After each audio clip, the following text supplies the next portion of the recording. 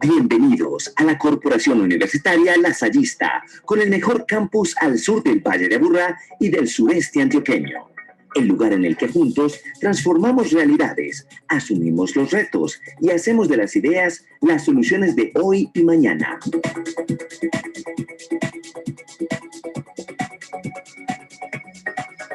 Nuestra institución, ubicada en el municipio de Caldas, Antioquia, desarrolla su oferta académica de alta calidad en pregrados, posgrados y educación continua, en su moderno y destacado campus, diseñado para vivir una experiencia de aprendizaje integral, conectada con la naturaleza y el mundo. Un campus que en medio del contexto actual se consolida día a día para ofrecer un entorno seguro. Descubramos juntos sus diferentes espacios. Bloques A, B y C, donde encontramos el aula máxima, auditorios, salones de clase y espacios diferenciales y prácticos para nuestras facultades, dispuestos para nuestros futuros profesionales, especialistas y magísteres. Bloque administrativo. Aquí se encuentra nuestro centro de laboratorios especializado en trazabilidad, residualidad, microbiología, diagnóstico clínico veterinario, alimentos, procesos, ciencias básicas, ambientales y anatomía. De igual forma, encontramos nuestras salas de sistemas y el laboratorio de radio y televisión, y las oficinas de nuestro personal administrativo y docente. Finalmente, a un costado del bloque administrativo, encontramos el laboratorio de acuicultura. Biblioteca J. Ernesto Vélez Escobar, epicentro del conocimiento, el arte y la cultura, destinada al préstamo y consulta de material bibliográfico, a la realización de eventos culturales, a la proyección cinematográfica a través de su sala de cine y a actividades especiales para niños en la sala de literatura infantil, espacio que junto al aula taller infantil, ubicado en el bloque A, conforman el laboratorio de infancias. Casa Lasallista, patrimonio arquitectónico donde se desarrollan los programas de bienestar universitario y se ofrecen los servicios del Centro de Atención Psicológico, el Centro de Resolución de Conflictos, el Consultorio Jurídico y Centro de Conciliación. Oratorio, lugar que nos conecta con la espiritualidad universal y que refleja nuestra naturaleza de cara al proyecto educativo de San Juan Bautista de la Salle. Aun cuando somos una institución confesional, su forma octogonal simboliza la apertura a todos los credos y expresiones religiosas. Un gimnasio renovado y más espacios lúdicos y deportivos, todos ellos rodeados por zonas verdes para hacer la vida universitaria lasallista una experiencia memorable. Clínica Veterinaria Lasallista Hermano Octavio Martínez López. Un centro de atención de servicios integrales en salud animal para grandes y pequeñas especies 24 horas los 7 días de la semana, con la mejor tecnología, experiencia y servicio a la comunidad general y dispuesta para el aprendizaje de nuestros estudiantes. Centro de Prácticas Granja Santa Inés, con una zona de reserva forestal de 124.085 metros cuadrados, ubicado a 10 minutos del campus.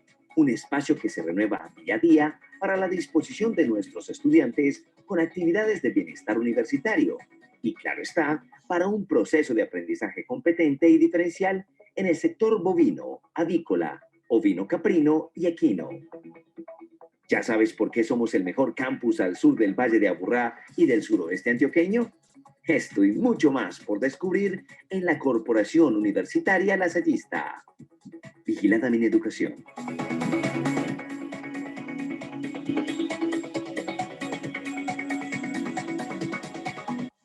Muy buenas tardes para todos. Buenas tardes, vicerrector. Buenas tardes. Muy buenas tardes, Adriana. Muy buenas tardes. Buenas tardes para todos. Por supuesto que sí, muchas gracias. Bueno, un saludo muy especial a todas las personas que nos acompañan hoy, que aceptaron la invitación a este encuentro en nombre de nuestro rector, el doctor Pedro Juan González Carvajal, de nuestro presidente del Consejo Superior, el hermano Jean-Pierre Zambrano. Les quiero dar una cordial bienvenida a este acto académico queremos compartir con ustedes las experiencias que desde la Facultad de Ciencias Sociales y Educación y especialmente del programa de Derecho hemos desarrollado, estudiado y analizado en torno a la situación que estamos viviendo actualmente. Todos estamos pues al tanto de la problemática de pandemia que estamos viviendo, de todos los cambios significativos que han sucedido en nuestras vidas en el terreno laboral, en la aparición del trabajo en casa, del teletrabajo, de unas circunstancias a las cuales nos debemos adecuar para poder seguir adelante. Y hoy pues vamos a tener una charla por parte de nuestra jefe de programa, Adriana Gómez, al respecto, que consideramos pues muy importante y que esperamos que puedan aprovechar. Así que muchísimas gracias por haber aceptado la invitación nuevamente. Bienvenidos y que la disfruten. Muchas gracias, vicerrector. Buenas tardes de nuevo para todos. Mi nombre es Adriana María Gómez Duque y como le indicaba el doctor Jorge, yo soy la jefe de programa de Derecho de la Corporación Universitaria Unilasallista.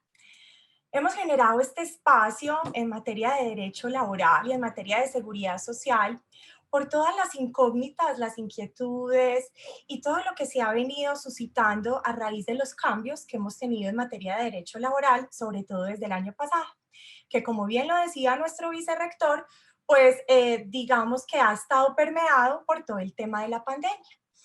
Este espacio entonces lo que busca es que ustedes comprendan, entiendan de una manera muy práctica, porque así lo vamos a hacer, así lo vamos a desarrollar, que comprendan todos esos cambios y que al final de esta charla ustedes tengan la posibilidad de decir, bueno, en realidad yo puedo orientar a mi trabajador para que esté efectivamente en ese piso de protección, con respecto a esas cotizaciones que yo dejé de hacer el año pasado porque el gobierno lo permitió, entonces yo ya sé cómo se hace eso, qué tengo que hacer, cómo funciona, qué pasa si yo no, digamos, no equiparo esas cotizaciones que están haciendo falta, cuáles fueron entonces esas actualizaciones que se dieron en materia de salud con respecto al CISBEN.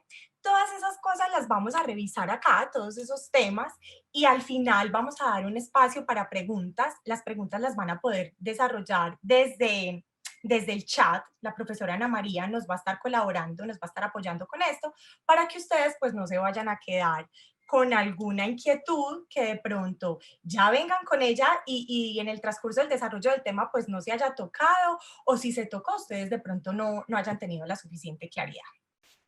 Me voy a permitir compartir pantalla por acá para contarles un poco entonces acerca de esto.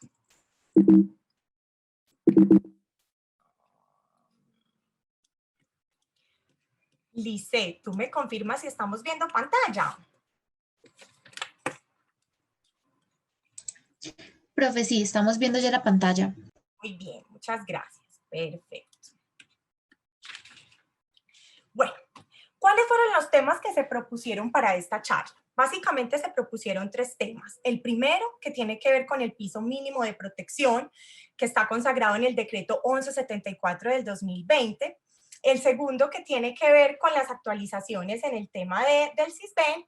Y por último, todo lo que tiene que ver con esas cotizaciones que el año pasado correspondió pues que se hicieran de una manera distinta a las que se hacían normalmente, porque se dio como una gabela tanto a los trabajadores como a los empleadores de bajar ese ingreso base de cotización, SIBC.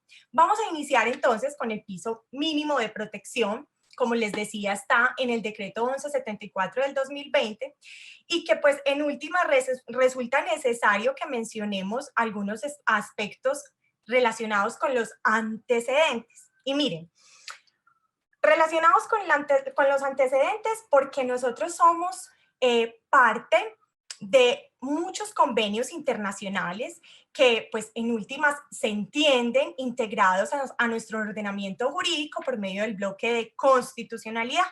Colombia viene entonces adquiriendo unos compromisos importantes en cuanto a las condiciones mínimas de los trabajadores y de hecho, miren, en la Agenda 2030 de la ONU se habla justamente de esas condiciones que deben de estar encaminadas a procurar el bienestar económico y el bienestar integral del trabajador. Sobre todo cuando nos referimos a trabajadores que de alguna manera no tienen las mismas condiciones, las mismas oportunidades frente a otros. Ustedes saben que estamos en un país donde tenemos unos problemas estructurales que de alguna manera afectan todo lo que tiene que ver con las relaciones laborales. En este sentido, entonces, la invitación que se hace es efectivamente para que Colombia empiece a trabajar por medio de estos convenios internacionales en todas esas condiciones que van a ir en procura del bienestar de los empleados. En consonancia con esas pretensiones, el gobierno actual pues decide incluir en su Plan Nacional de Desarrollo la iniciativa de expedir este decreto. Este decreto que es denominado Piso Mínimo de Protección y que está dirigido exclusivamente a trabajadores o que devengan un salario inferior a un salario mínimo legal mensual vigente o que tienen un trabajo parcial. Es decir, que son personas que no laboran tiempo completo y que sus ingresos pues claramente van a estar por debajo de ese salario mínimo. Digamos que, a ver, las jornadas de trabajo de tiempo parcial pueden llegar a ser alternativas atractivas, tanto para las personas como para las empresas. Y cuando me refiero a que pueden resultar siendo atractivas, me refiero a que el trabajador que en algún momento tiene una actividad alterna, como por ejemplo tiene que estudiar, tiene que solventar los gastos de su manutención, tiene que solventar los gastos de su estudio, pues una jornada flexible le va a facilitar muchísimo más el desarrollo de su carrera, su formación y a su vez el poder estar en un trabajo que le pueda ayudar con esas necesidades básicas que tenemos todos. Otro ejemplo que podríamos encontrar está en las madres que efectivamente trabajan, pero que también requieren compartir un tiempo con sus hijos y que en ese orden de ideas, pues el horario flexible resulta atractivo para poder estar tanto desde su hogar como desde esa parte laboral en la que desean desempeñarse o incluso necesitan desempeñarse. Ahora, frente a las empresas, pasa exactamente igual. Esto también resulta interesante porque de acuerdo a la escala de producción o a la etapa del ciclo económico de una organización, en muchas ocasiones se hace inviable contratar a un trabajador tiempo completo. Y por eso entonces se acude a esta figura que resulta, digamos que beneficiosa en el sentido de poder contratar a personas justo para ese pico de producción que se está dando o justo para esa condición de acuerdo a la actividad económica que desarrolla la empresa. Pero ojo, miren, aquí es importante que tengamos en cuenta algo. Y es que a pesar de que esos trabajadores parciales y de esas alternativas que se tienen desde el punto de vista laboral en cuanto a la jornada, a pesar de que son atractivas y que pueden resultar a veces interesantes, tienen una realidad. Y esa realidad en Colombia se encuentra marcada por una amplia desprotección de los derechos de los trabajadores. Ojo con eso, hay una amplia desprotección.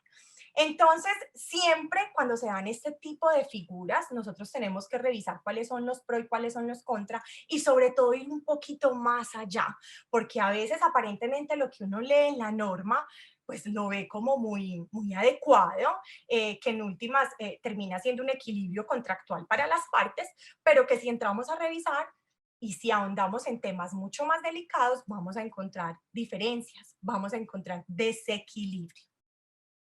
Miren, de acuerdo con datos de la gran encuesta integrada de hogares en el año 2017, los trabajadores de tiempo parcial representan el 14% del empleo urbano en Colombia.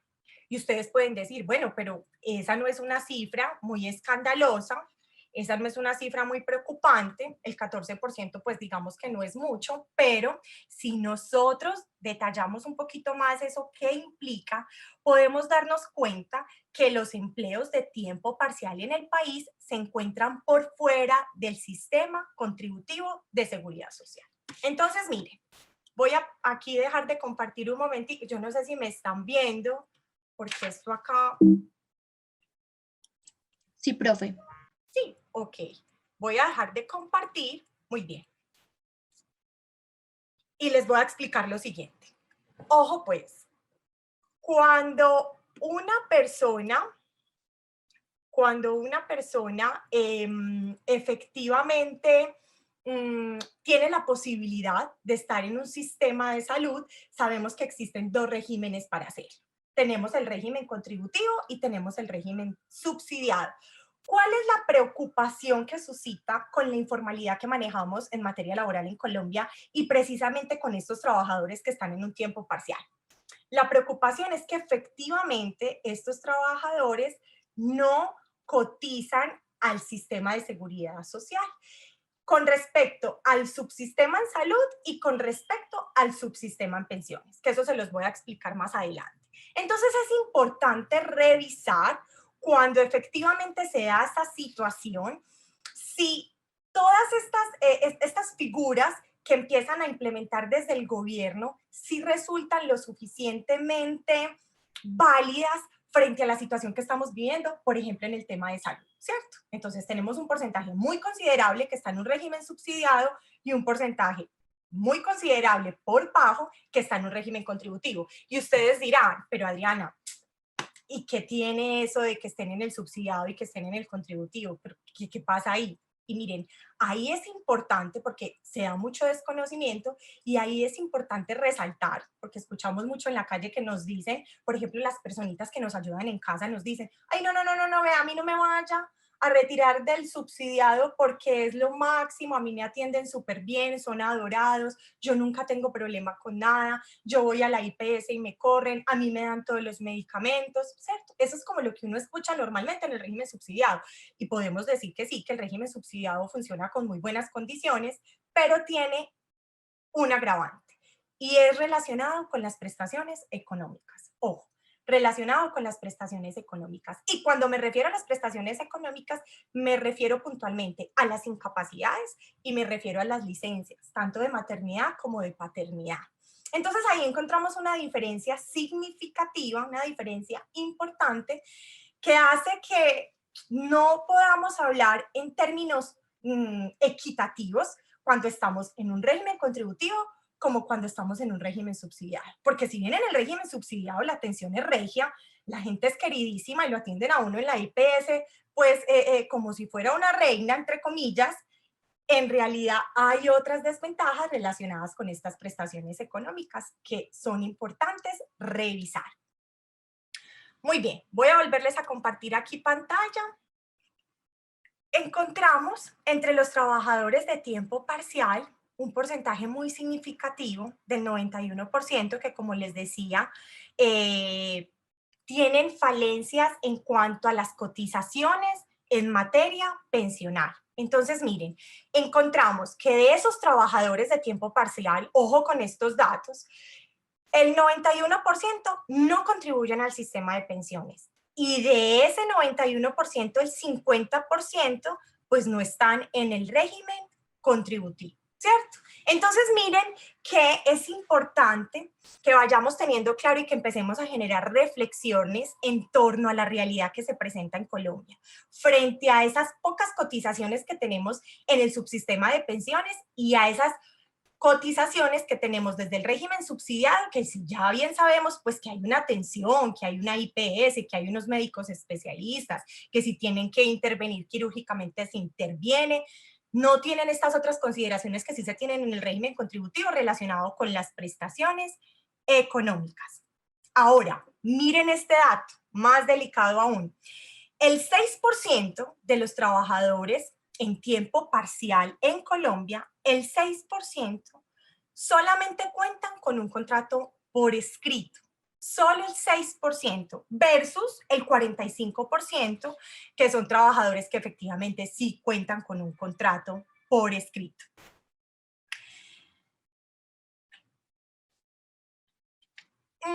Digamos que esto va sumando a ese concepto de informalidad del que les hablaba al comienzo, y un concepto de informalidad que Colombia todavía tiene mucho que revisar, mucho que analizar y mucho que trabajar para que efectivamente no entremos en las situaciones coyunturales en las que estamos entrando, por ejemplo, en el tema pensional. Y miren que desde hace rato venimos hablando que se debe dar una reforma porque claramente el sistema de pensiones no es viable financieramente. Y digamos que todo esto va sumando a que la situación en ese sentido y en otros muchos aspectos, pues claramente vaya trayendo unas consecuencias para los trabajadores. Muy bien. A ver. Bueno, entonces, como estamos hablando de trabajadores que tienen una jornada de tiempo parcial, vayámonos a la definición que nos trajo la Organización Internacional del Trabajo en el convenio 175, al cual nosotros estamos adheridos, tenemos ratificado. Acuérdense lo que les decía ahorita, todas estas normas se entienden incorporadas a la Constitución Política por el bloque de constitucionalidad y pues nosotros tenemos entonces que trabajar en consonancia con ellas. Y miren, ¿qué dice la OIT? La OIT dice, se define el término trabajador a tiempo parcial como todo trabajador asalariado cuya actividad laboral tiene una duración normal inferior a la de los trabajadores a tiempo completo en situación comparable. Normalmente, porque pues tenemos una excepción en el sector público, pero normalmente nuestra jornada en Colombia es de 8 horas diarias, 48 horas semanales. Esta definición lo que nos dice es que estos trabajadores que efectivamente están en tiempo parcial, pues tienen una jornada muy por debajo de esas 48 horas semanales.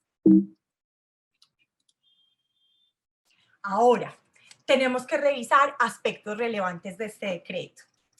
En primer lugar, ya sabemos que aplica para las personas que devengan menos de un salario mínimo y que son personas que efectivamente pues no tienen una jornada completa.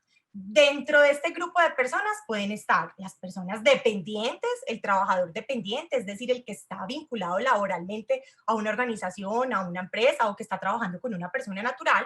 Y también entran en este grupo los trabajadores independientes, que pueden ser a su vez personas que prestan servicios a alguna organización o que trabajan pues independientes sin prestarle exactamente el servicio a una organización como tal, sino a otra persona natural. Y pues aquellas personas también que no tienen capacidad de pago. Entran en este grupo, vuelvo y repito, los que son dependientes, es decir, que tienen una vinculación laboral pero que ganan menos de un salario mínimo, los independientes que prestan sus servicios a otras organizaciones o a personas naturales y aquellas personas que no tienen capacidad de pago para cotizar al subsistema tanto de pensiones como en salud. ¿Qué fue lo que dijeron cuando nos presentaron este decreto? ¿Qué fue lo que dijeron? Dijeron, miren, lo que se pretende es que todos los ciudadanos tengan acceso a la salud por medio del régimen subsidiado. Y miren, cuando nosotros hablamos de que todas las personas tengan acceso a la salud, pues si el sistema de salud en Colombia tiene tanto prestaciones asistenciales como prestaciones económicas, pues deben de brindar, deben de proporcionar exactamente tanto esas prestaciones asistenciales como esas prestaciones económicas. Y ya lo dejamos evidenciado ahorita cuando les conversaba y les decía que efectivamente, les explicaba que efectivamente, pues las prestaciones económicas aquí no se dan, en el piso de protección no aplican.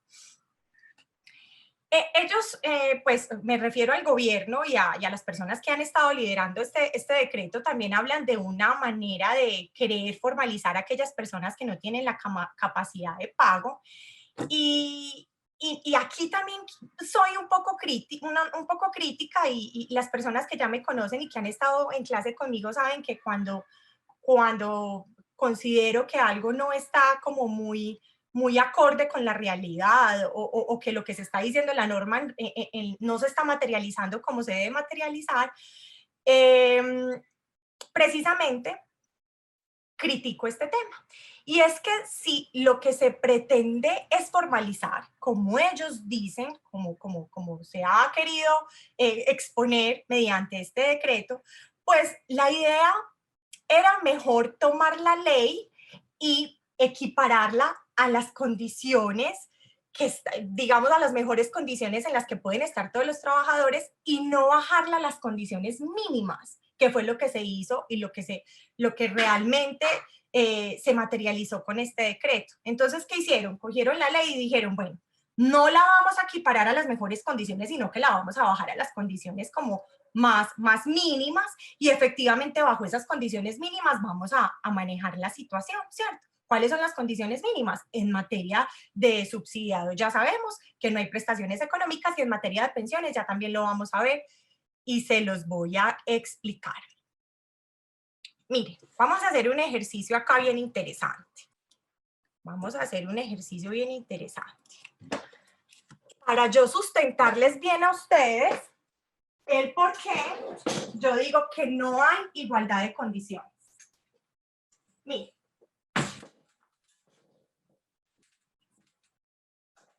Traigamos a un trabajador en Colombia, traigamos a un trabajador que se gana el salario mínimo, ¿cierto? Un trabajador que se gana el salario mínimo y que tiene una vinculación laboral. Ojo pues, ojo con lo que les voy a explicar acá. Digamos que en materia laboral existen 3 paquetes, ¿cierto? 3 paquetes a los que tiene derecho ese trabajador. Un primer paquete que hace alusión a las prestaciones sociales, ¿cierto?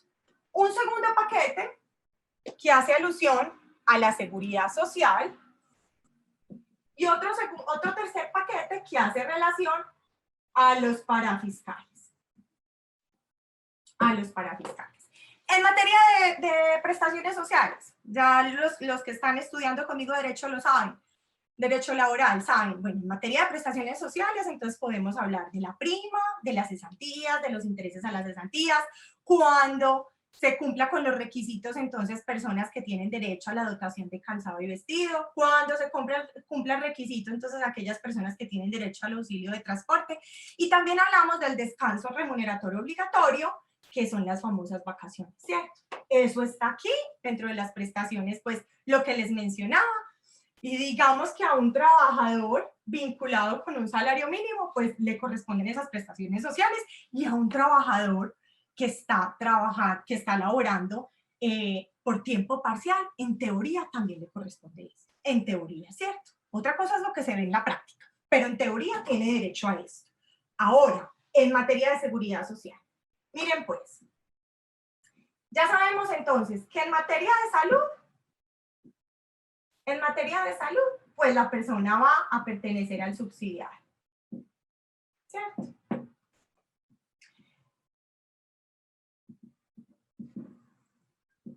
En materia de pensión, ese trabajador pues podrá tener una famosa opción alternativa que se denomina PEPS, y que ya les voy a explicar esto de qué se trata, porque para entender este piso de protección es necesario entender esa figura de los PEPS. Y ya pues el tema relacionado con los riesgos laborales. Para un trabajador vinculado con el salario mínimo, además de tener estas consideraciones, además de tener estas prestaciones, en materia de seguridad social, se le paga común normalmente la salud, la pensión, los riesgos laborales, y acuérdense en que es un pago compartido. El empleador tiene un porcentaje y el trabajador tiene otro porcentaje. En materia de parafiscales, un trabajador vinculado con un salario mínimo tiene derecho entonces a la caja de compensación, que es muy importante porque desde ahí se derivan unos subsidios importantes.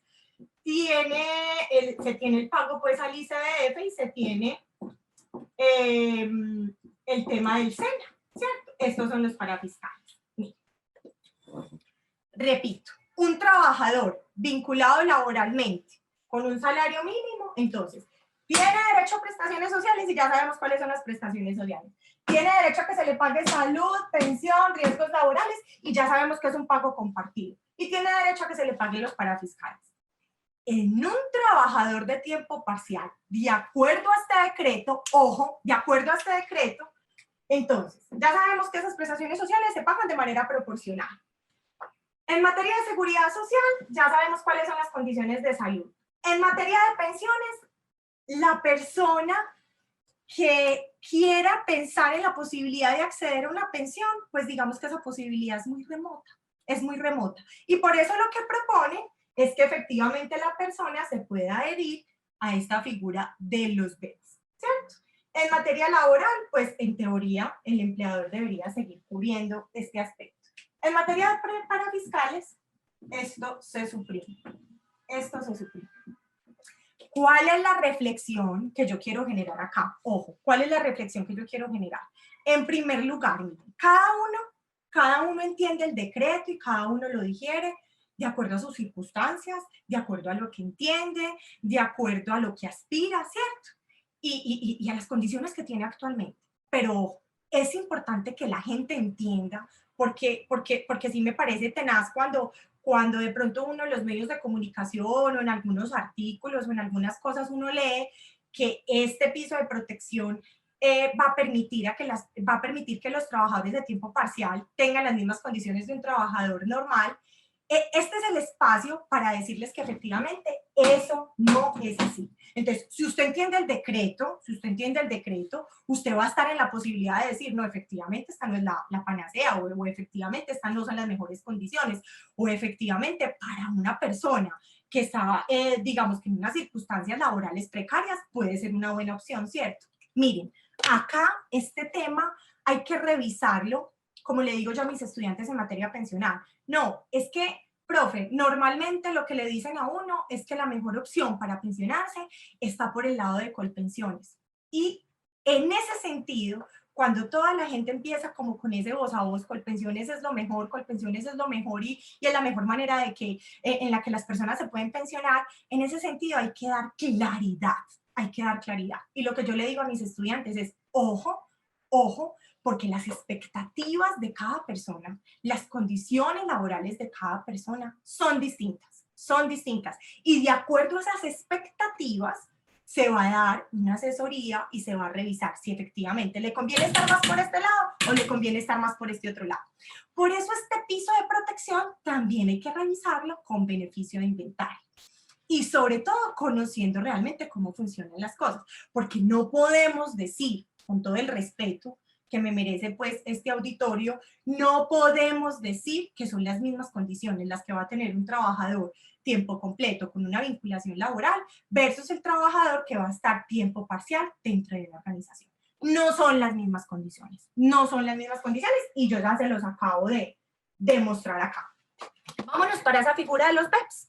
Vámonos para esa figura que también ha venido sonando hace mucho tiempo. Miren, las personas que me conocen saben que yo trabajé en Colpensiones varios años y esta figura de los BEPS, beneficios económicos periódicos, se crea en el año 2005, pero solo hasta finales del 2014, 2015 es que se empieza a materializar y se empieza a vender y se empieza a ofrecer y efectivamente se estructura para darle esa posibilidad a las personas de que se puedan adherir a la figura y justo con este piso de protección lo que se dice es, venga, ojo, porque en materia pensional vamos a presentarle la opción de seguir cotizando mediante los BEPS. Entonces, ¿esto a qué nos llama? A que entendamos los BEPS, a que sepamos eso, de qué se trata, cómo funciona, para quién aplica, para quién no aplica, y en realidad a quién le conviene tenerlos y a quién no le conviene, ¿cierto? Voy a volver a compartir pantalla.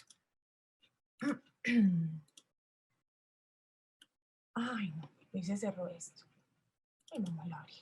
Muy bien. Lizeth, ¿me confirmas? Ay, ¿por qué se abrió? ¿Me confirmas? Sí, profe.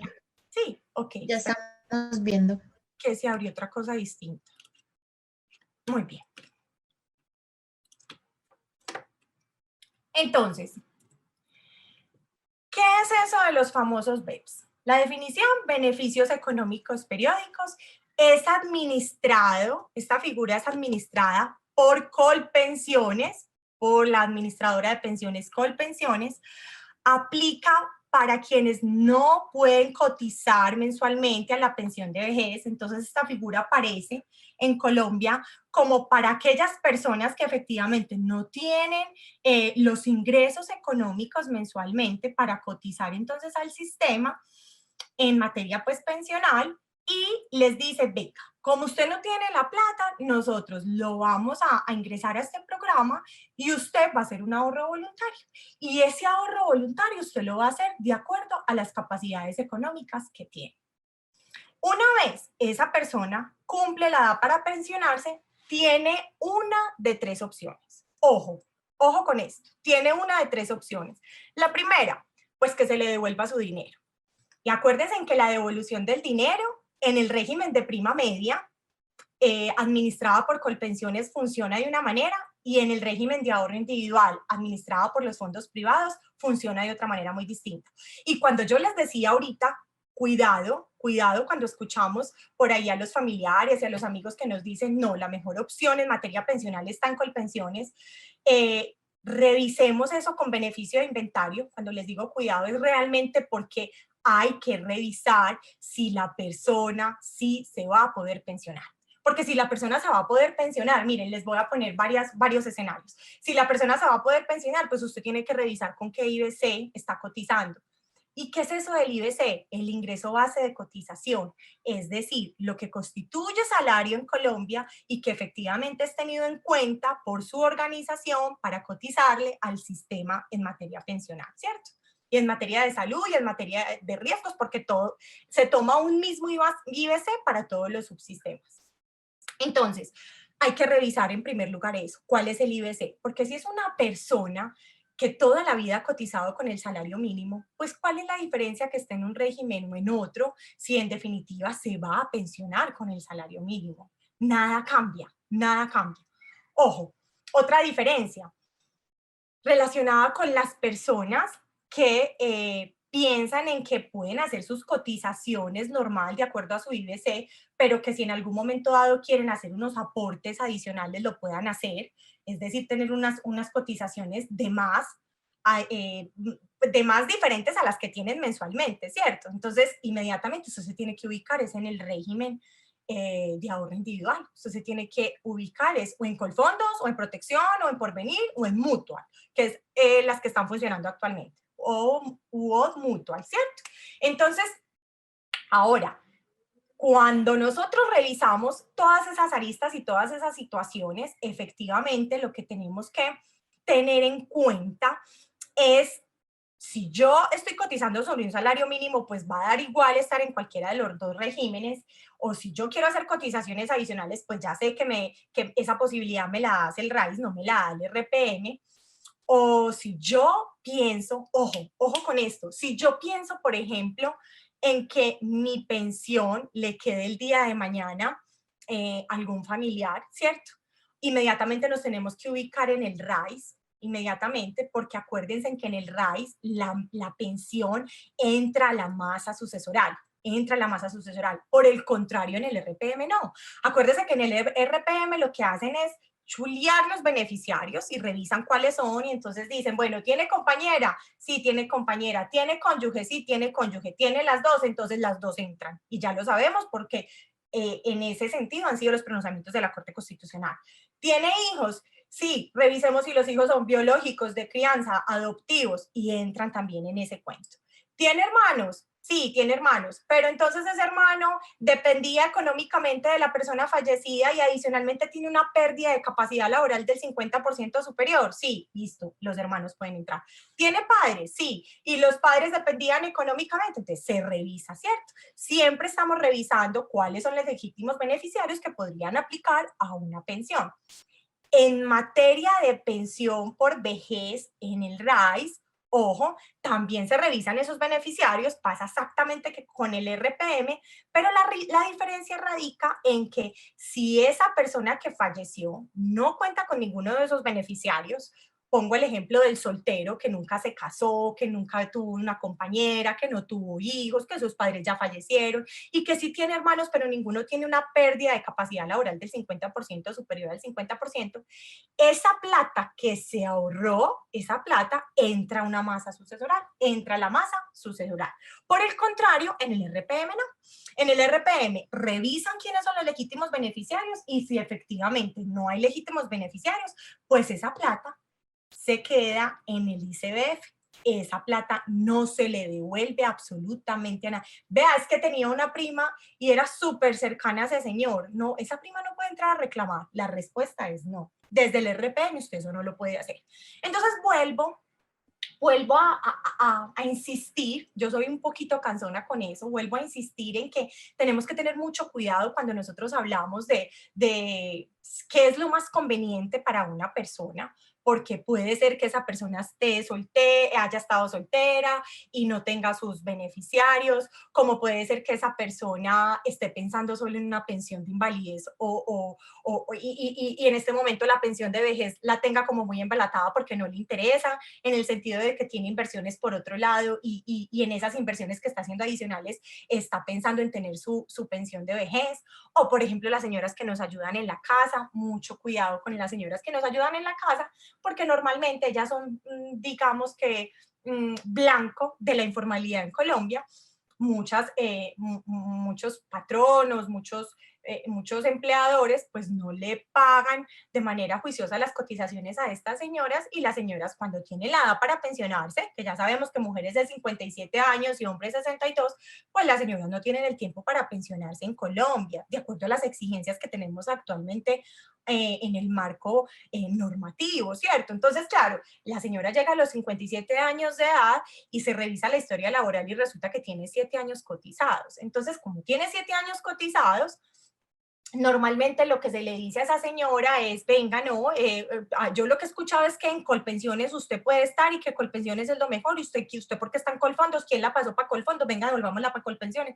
Y resulta que esa señora, pues en primer lugar no se va a poder trasladar en ese momento porque hay que cumplir 2 requisitos para trasladarse. El primer requisito es llevar como mínimo 5 años afiliado en el régimen, no en el fondo, sino en el régimen, y el segundo requisito que no le faltan menos de 10 años para cumplir la edad para pensionarse, ¿cierto? Y normalmente cuando la gente reacciona y dice, me tengo que ir, tengo que tomar una decisión si me quedo aquí o si me voy para el otro régimen, lo hace justo cuando ya está cerca de cumplir la edad para pensionarse y ya ahí no se va a poder trasladar. Entonces, claro, lo que le dicen a la señora es, vio, usted se dejó pasar para Colpensiones y mire qué problema, para Colfondos, y mire qué problema, lo que más le convenía a usted era Colpensiones. Cuando uno entra a revisar si este postulado es cierto, la respuesta es no, eso es falso. Cuando una persona ya no va a adquirir ya no va a cumplir con los requisitos para pensionarse en Colombia, si es en el RAIS, capital acumulado, si es en el RPM, semanas cotizadas, más edad, a esa persona entonces la figura que se le presenta es la devolución de saldos, pero la devolución de saldos nunca va a ser más beneficiosa en el RPM, es decir, en Colpensiones, que en el RAIS. Ojo, y eso también es importante que lo tengamos en cuenta. Por eso, cuando les mencionaba las alternativas que esta persona tiene cuando cumple la edad, esas alternativas hay que revisarlas al detalle. Entonces, ya sabemos que la primera alternativa es esa devolución de dinero y ya sabemos en qué consiste. Esa persona que ya no va a tener las posibilidades de cumplir esos requisitos para pensionarse, repito, edad en RPM y semanas, 1.300 semanas que se traducen en 26 años de servicio, y edad, hombres 62 años y mujeres 57. Entonces, esa persona, ¿qué tiene que hacer? Reclamar la platica, si se va por esta alternativa. Esa platica que se reclama tiene un nombre, esa figura tiene un nombre en Colpensiones que se llama indemnización sustitutiva de vejez. Y en el fondo privado normalmente la llaman devolución de saldo, ¿cierto? ¿Por qué yo digo que no es tan beneficiosa esta figura en el RPM, como si puede resultar ser en el RAIS? Miren, porque la devolución del dinero en el fondo privado viene con una rentabilidad muy por encima de el dinero que se le va a entregar a esa persona en el régimen de prima media, ¿cierto? En el régimen de prima media la rentabilidad es ninguna, Ninguna. En el RAI sí se da esa posibilidad de que se tenga esa rentabilidad y obviamente desde ese punto de vista va a ser más conveniente para esa señora que le ayuda a usted en su casa estar en un fondo privado si lo que pretende es reclamar su dinero, si lo que pretende es que le devuelvan su plata. Recuerden que para aplicar a la devolución de saldos en los fondos privados o la indemnización sustitutiva de vejez, que ya sabemos que es lo mismo, en el RPM, lo que tenemos que acreditar como requisito es la edad. Es la edad. Si la señora quiere, la señora que le ayuda a usted en su casa, le quiere reclamar esa platica para ir a montar un negocito de empanadas, entonces usted ya sabe que la puede asesorar y le puede decir, mire, tiene que tener los 57 años de edad, usted tiene 55, todavía no le da, no le entregan esa plata, ¿cierto? Segunda opción, la segunda opción es efectivamente que esta persona ingrese a los BEPS. Ingrese a los BEPS y ya sabemos entonces qué es esa posibilidad que tiene la persona de ahorrar durante el año de acuerdo a la capacidad económica que tenga, de acuerdo a las condiciones económicas que tiene. Y obviamente, como no estamos hablando de una cotización al subsistema de pensiones, pues el nivel de exigencia en cuanto al costo es muy distinto, porque en los BEPS se tiene que es una cotización voluntaria, un ahorro voluntario, ¿cierto? Y que si yo en el mes de febrero no tengo cómo ahorrar, pues no ahorro y no pasó nada. Por último, está la opción de coger esa platica que efectivamente pues no le va a alcanzar para adquirir una pensión, tomar esa platica y abonarla a una deuda de vivienda. Muy importante que tengamos en cuenta que los BEPS no son una pensión. Ojo, los BEPS no son una pensión, porque eso es otra cosa que uno encuentra mucho por el desconocimiento, encuentra mucho en lo que hablan las personas y en lo que a uno le preguntan. Venga, ¿qué tan cierto es que los BEPS funcionan como una especie de pensión? No. Una cosa es que los BEPS sean vitalicios, es decir, para toda la vida, y otra cosa muy diferente es que sean una pensión y que funcionen como tal.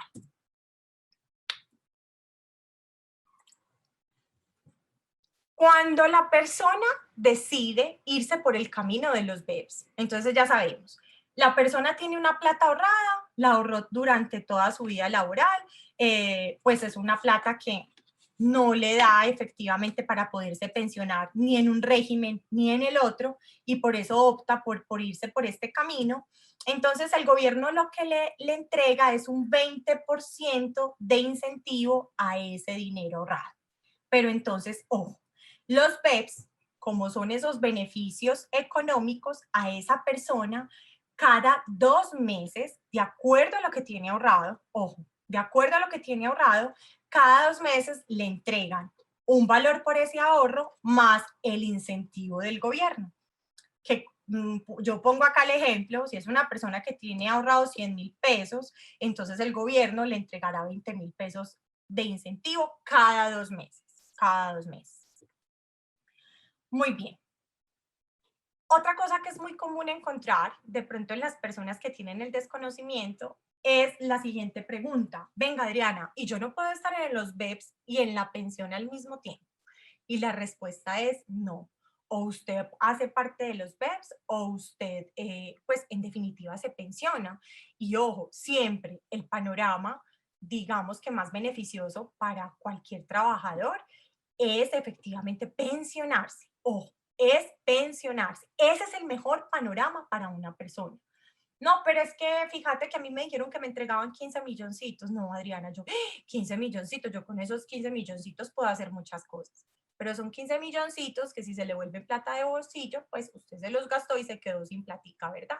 Por el contrario, la pensión siempre va a ser un pago que le hacen a usted mensualmente y que obviamente opera de manera vitalicia, ¿cierto? Bueno, si estamos hablando del régimen de prima media, porque si estamos hablando del régimen de ahorro individual, hay unas consideraciones distintas. Ojo, los BEPS no son heredables, porque entonces también vienen y le preguntan a uno, ve qué tan delicioso, Adriana, es que me contó la vecina que si a mí me llega a pasar algo como yo me metí en ese programa de BEPS, yo pues ingresé allá, yo estoy súper contenta, pero entonces lo que me tiene más tranquila es que como yo tengo a mi hijo y mi hijo pues no es muy activo laboralmente, tiene en realidad pues hay como unas situaciones para conseguir trabajo complejas, entonces si a mí me llega a pasar algo, entonces esta plática se la entregan a él. Eso es falso. Eso es falso. Los BEPS no son heredables. Miren que aquí en las consideraciones que les voy haciendo, a su vez les voy haciendo como un paralelo con las pensiones, porque como somos dados a confundir los dos conceptos, es fundamental que tengan claro que funcionan distinto. Son cosas completamente diferentes. Los BEPS, ojo, ni garantizan la pensión de vejez, ni mucho menos garantizan la pensión de invalidez y obviamente tampoco van a garantizar la pensión por muerte.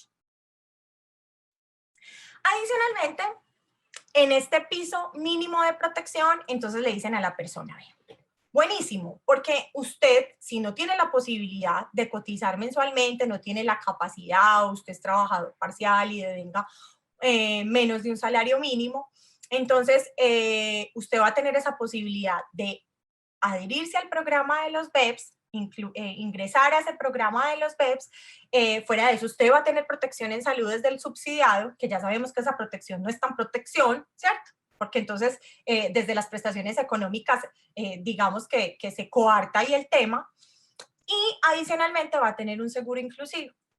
Yo les confieso que yo he leído muchas veces este decreto y yo hay veces no entiendo, porque además del decreto desde la forma como fue redactada, hay cosas que dicen que ya se sobreentienden y que ya se conocen.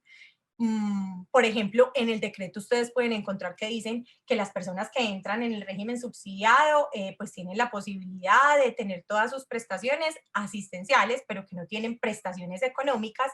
Y pues cuando uno lee ese decreto uno dice, pero ¿para qué hacen esa salvedad si el subsidiado nunca ha tenido en consideración las prestaciones económicas, ¿cierto? Entonces, lo tienen redactado como si diera a entender que anteriormente esas prestaciones económicas sí se reconocían y nunca se han reconocido. En el subsidiado nunca se ha pagado ni incapacidad ni licencia, ni de maternidad ni de paternidad. Y por allá, en una parte, dice que este seguro inclusivo además cubre las enfermedades laborales. Y entonces uno lee eso y uno dice, pero yo me perdí, ¿cuáles enfermedades laborales? Es que en los BEPS no se habla de enfermedades laborales. Ese concepto no aplica, ¿cierto? Muy bien, también tienen un mínimo y un máximo estos BEPS. Entonces, como mínimo, la persona puede ahorrar 5,000 pesos y como máximo al año puede ahorrar 1.260.000 pesos. Es lo máximo que la persona puede ahorrar. Claramente puede ahorrar menos, puede ahorrar 800, puede ahorrar 500, puede ahorrar 700 y ustedes ya saben que el beneficio, cuando ya la persona al final de su vida laboral decide irse por estos BEPS, usted ya sabe que la persona va a recibir una platica cada 2 meses y que esa platica va a ir conforme a ese valor que efectivamente la persona ahorró. Y que va a tener también en consideración y que también se le va a consignar ese 20% que reconoce el gobierno. Cuando la persona toma la decisión de decir, no, yo me quiero adherir a este piso de protección porque es que esto está muy regio, esto está buenísimo, porque en realidad yo tengo unas condiciones informales muy complejas, entonces tenemos que tener en cuenta el porcentaje que se destina para este piso de protección. Y el porcentaje que se destina para este piso de protección es del 15% del ingreso mensual, 15% del IBC, 15% del IBC. Y debe de ser asumido por el empleador o contratante, o contratante. También, pues, si la persona es trabajador independiente, también debe de asumirlo, pero ojo, cuando es un trabajador independiente, es decir, yo no estoy contratado para ninguna organización, pues ese trabajador independiente debe asumir la totalidad de ese 15%, la totalidad, lo paga, ¿cierto? Por el contrario, cuando la persona está vinculada, entonces el empleador asume ese 15% que se distribuye en 14% para los BEPS y en 1% para el tal seguro inclusivo, para el tal seguro que resulta siendo como un pago de una prima, ¿verdad? Muy bien. En conclusión, miren, como todo, las figuras que se dan en materia laboral y en materia de seguridad social deben de revisarse de acuerdo a las condiciones de cada persona, ¿cierto? Pero sí tenemos que tener en cuenta que no podemos hablar de igualdad de condiciones cuando se menciona este decreto, porque igualdad de condiciones no hay.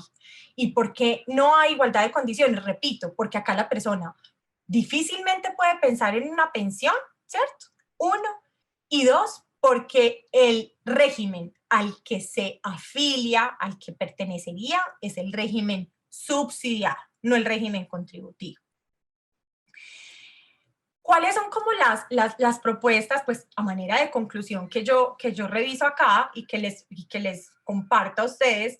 En primer lugar, es poder remediar la baja tasa de cobertura del sistema contributivo en los trabajadores de tiempo parcial, que esto obviamente está unido a la informalidad tan bárbara que tenemos actualmente en Colombia, ¿cierto?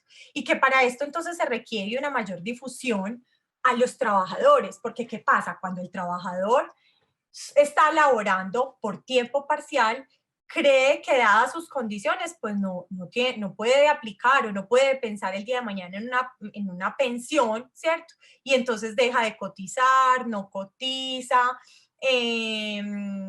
y pues en últimas entra como en esa bola de nieve, y cuando ya la persona efectivamente pues no ahorró, no cotizó porque creyó que no le correspondía, que además sí le corresponde y eso pues en teoría resulta siendo como obligatorio según este decreto, pues entonces ya la persona cuando llega al final de su vida laboral pues no va a tener ningún ahorro, y efectivamente pues ni le va a poder aplicar ni para BEPS, ni para vivienda, ni para pensión, ni para nada. Entonces aquí hay que seguir haciendo un trabajo importante desde la difusión y explicarle al trabajador que efectivamente pueden hacer las cotizaciones.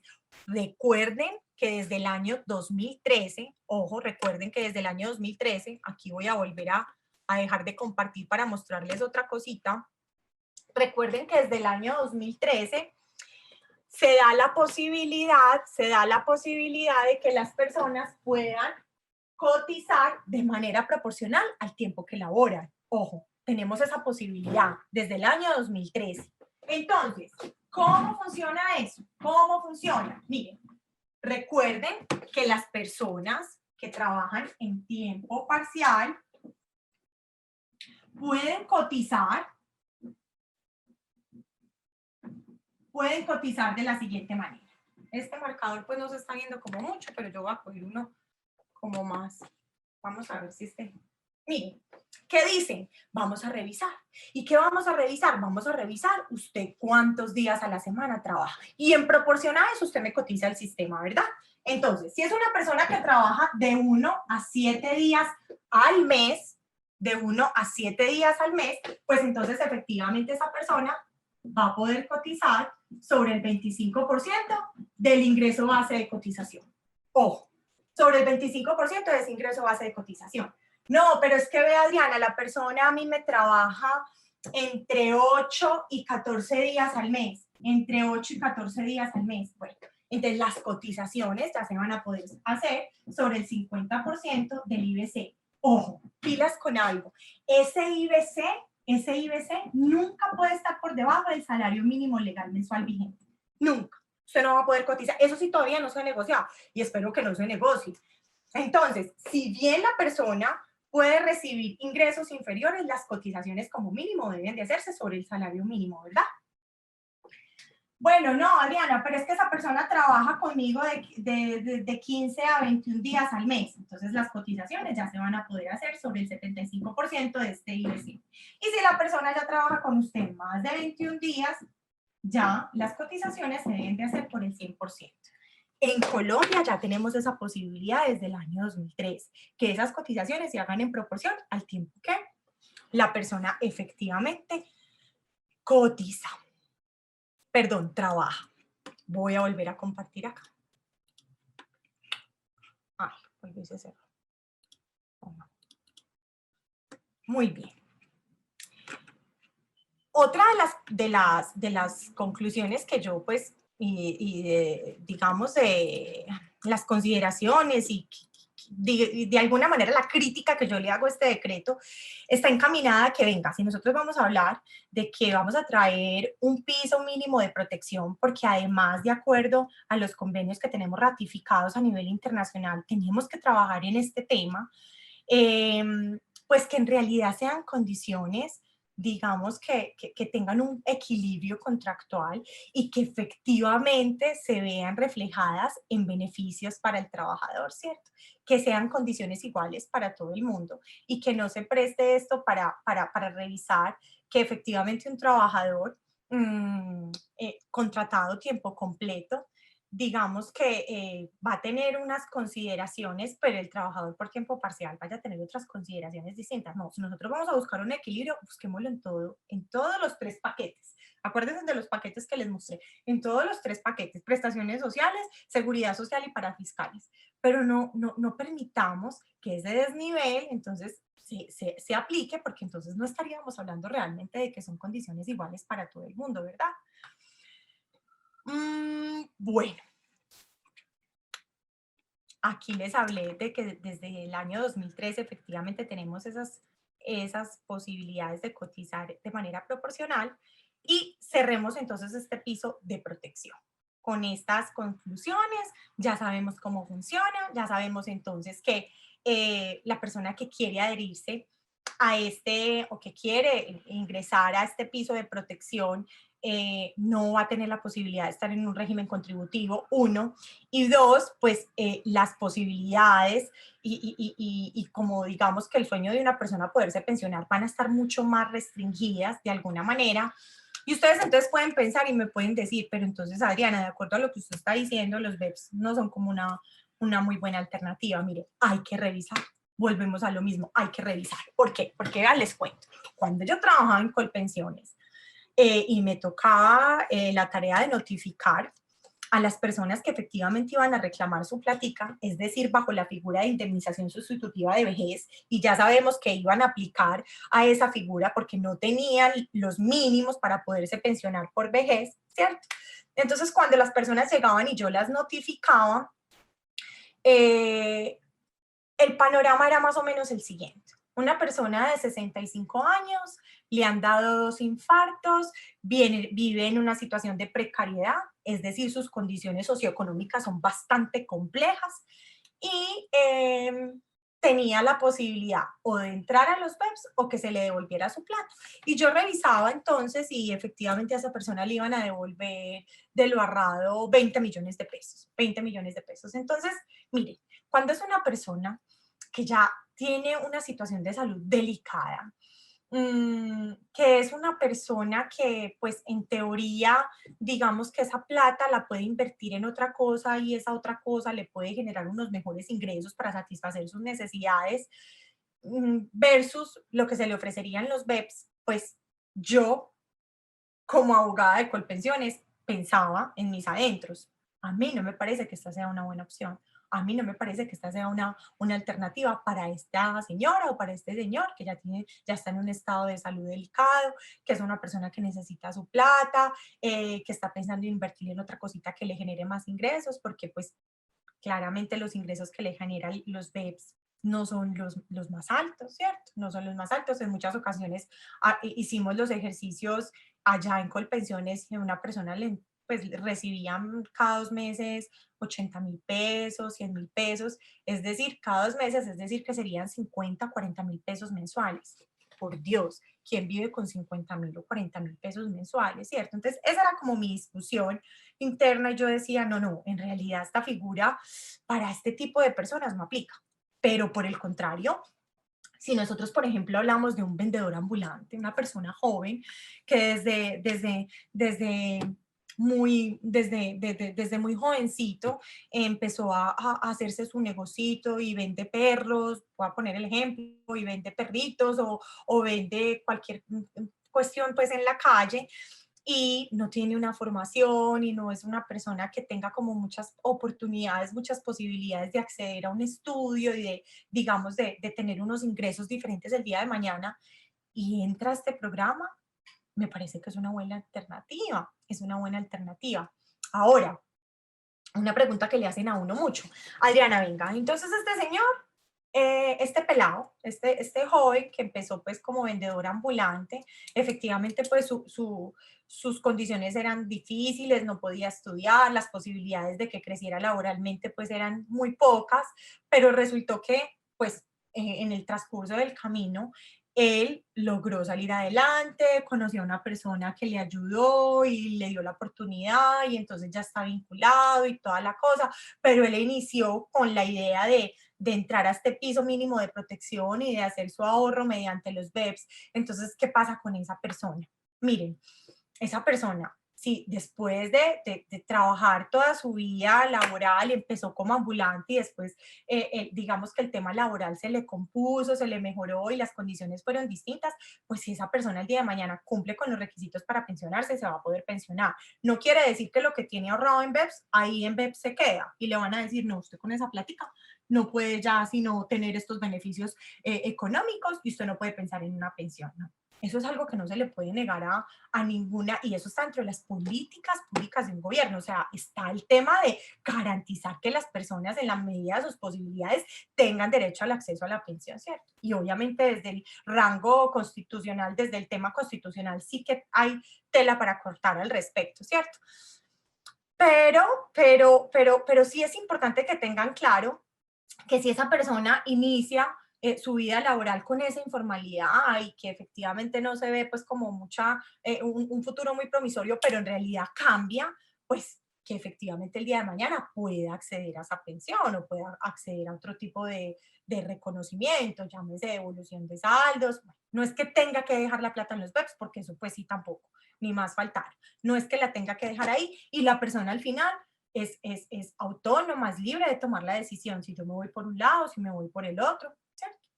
Entonces miren que dependiendo de las circunstancias de cada persona, dependiendo de sus expectativas, tal cual como pasa en el tema pensional, pues va a ser más beneficioso estar en un lado o estar en el otro. Y el tema se debe revisar con cuidado. Las personas que de pronto, yo trabajo mucho dictando clase a personas que trabajan en empresas o que son líderes de gestión humana. Aquí hago mucho la invitación a que ustedes que tienen la posibilidad de comunicarse con sus trabajadores o que incluso sus trabajadores acceden a ustedes a pedirles el consejo de, venga, mi situación en materia pensional es esta, yo por qué lado me debería de ir, yo qué camino debería de tomar, pues digamos que esta charla a ustedes les va a dar una visión distinta para poder orientar a ese trabajador y de alguna manera ayudarlo para que efectivamente el día de mañana se vaya por el camino correcto y no se den todas las situaciones que se dan, por ejemplo, hoy en día con aquellas personas que se fueron para los fondos privados cuando con la ley 100 aparecieron y les dijeron el fondo privado es lo mejor dicho, usted va a tener una posibilidad de pensionarse increíble, y resulta que cuando ya les llegó el momento de pensionarse, pues no resultó ser como se los habían ofrecido, como se los habían vendido, y ese trabajador efectivamente, después de haber laborado toda la vida, después de haber sido juicioso con sus cotizaciones, se encuentra con una realidad muy distinta, y una realidad que obviamente choca con los intereses de esa persona, con las expectativas, incluso con las obligaciones que adquirió, pensando en que el día de mañana se iba a poder pensionar con una mesada que resultó que no está ni por equivocación en el radar y que efectivamente pues hace que esta persona adquiera un grado de estrés y de preocupación violento, miedoso, porque efectivamente no adquirió unas obligaciones que de acuerdo a su mesada no van a conversar con lo que efectivamente va a tener que pagar desde eso que adquirió como responsabilidad y como obligación, ¿cierto? No va a conversar esa mesada con esas obligaciones o con ese nivel de vida que yo elegí darme, ¿verdad? Muy bien. Pasemos al tema de las actualizaciones en el SISBEN, ya habiendo pues hablado de este tema del piso de protección, y vámonos a analizar ese tema de las actualizaciones del SISBEN. Miren, Ustedes ya saben, pues, o normalmente pues uno conoce que este sistema de información colombiano permite conocer las condiciones socioeconómicas de los hogares y evaluarlas en forma individual e identificar a la población pobre potencial beneficiaria de programas sociales, porque ustedes saben que las personas que tienen unas condiciones sociales, sociales y económicas complejas, pues tienen la posibilidad de estar en unos programas que son obviamente proporcionados desde el gobierno. El Estado está pendiente de que las personas puedan estar en esos programas, que puedan recibir subsidios, que puedan estar obviamente en el sistema de salud. Anteriormente, entonces, ¿qué pasaba? Miren, anteriormente el Sisbén, digamos que era muy arcaico, era muy obsoleto, y ustedes saben entonces que, o sea, yo doy por hecho esto porque yo me imagino que a todos a la casa nos llegaron a tocar la puerta y a decirnos los vamos a censar, ¿cierto? Entonces, ustedes saben que esto se hacía de manera manual, digamos que las ayudas tecnológicas eran ningunas y esto hacía que el proceso fuera mucho más lento, ¿cierto? Y que las actualizaciones fueran mucho más demoradas. Entonces, ¿qué se buscó con el famoso Sisbén 4? Lo que se buscó fue efectivamente empezar a emplear herramientas tecnológicas que modernizaran la toma de información y que pues de alguna manera permitiera que estas actualizaciones se hicieran, digamos que de una manera con mayor celeridad, que no fuera siempre esa demora que normalmente se daba para poder decir esta persona está en nivel 1, nivel 2, nivel 3, bueno, ya sabemos que al final el nivel 3 desapareció. Y esa es otra de las cosas que trae estas actualizaciones. En este tema del Sisbén 4, ya nosotros no vamos a hablar de puntaje, ya nosotros no nos referimos a ese puntaje de 0 a 100, sino que ya hablamos de una clasificación de grupos que está dado por letras, Entonces, miren, ¿en qué terminamos con el Sisbén anterior? Terminamos en que estábamos en nivel 1 y 2. Recuerden que el nivel 3 desapareció. El nivel 3 lo desaparecieron porque encontraron que dentro de los mayores actos de corrupción que había en Colombia estaba en ese nivel 3. Encontraron a personas viviendo en el poblado en nivel 3, ¿cierto? Y que obviamente pues eso hizo que se tomaran decisiones apresuradas a mi modo de ver. Ustedes ya saben que yo soy un poquito crítica, decisiones apresuradas porque entonces dijeron acabamos con el nivel 3 y la gente quedó volando. Porque entonces ni aplicaba nivel Sisbén 1 ni 2, ni aplicaba tener la capacidad económica para decir yo puedo aplicar al contributivo y puedo cotizar común y corriente porque tengo con qué, y entonces la persona se quedó volando, no aplicaba ni a un lado ni aplicaba al otro, ¿cierto? Y eso se volvió, me perdonan la expresión, una corcha de retazos, y entonces eso no se sabía ni qué se iba a hacer con esa gente, bueno, y en su momento fue un enredo. Ya entonces, como les decía, aparecen estos grupos tienen a su vez otros grupos, pero usted no se me preocupe, porque usted no tiene que entrar a revisar y a estudiar y a decir, pues madre, yo en qué grupo estoy, no, eso lo hacen directamente desde el Sisbén. Usted directamente, si se quiere censar, lo puede hacer allá y allá le dicen usted en qué grupo está. Es importante que tengamos en cuenta que las personas que no actualicen su información van a quedar por fuera de la base de datos. Así hayan estado relacionadas en versiones anteriores de Sisbén, ¿cierto? Entonces, el tema de actualizar la información es importante por eso, porque no se va a tener en cuenta la información pasada, sino la información de ahora. Y en últimas, entonces, ¿qué se va a lograr con este Sisbén 4? Se va a lograr identificar con mayor exactitud cuáles son las condiciones socioeconómicas de esa persona.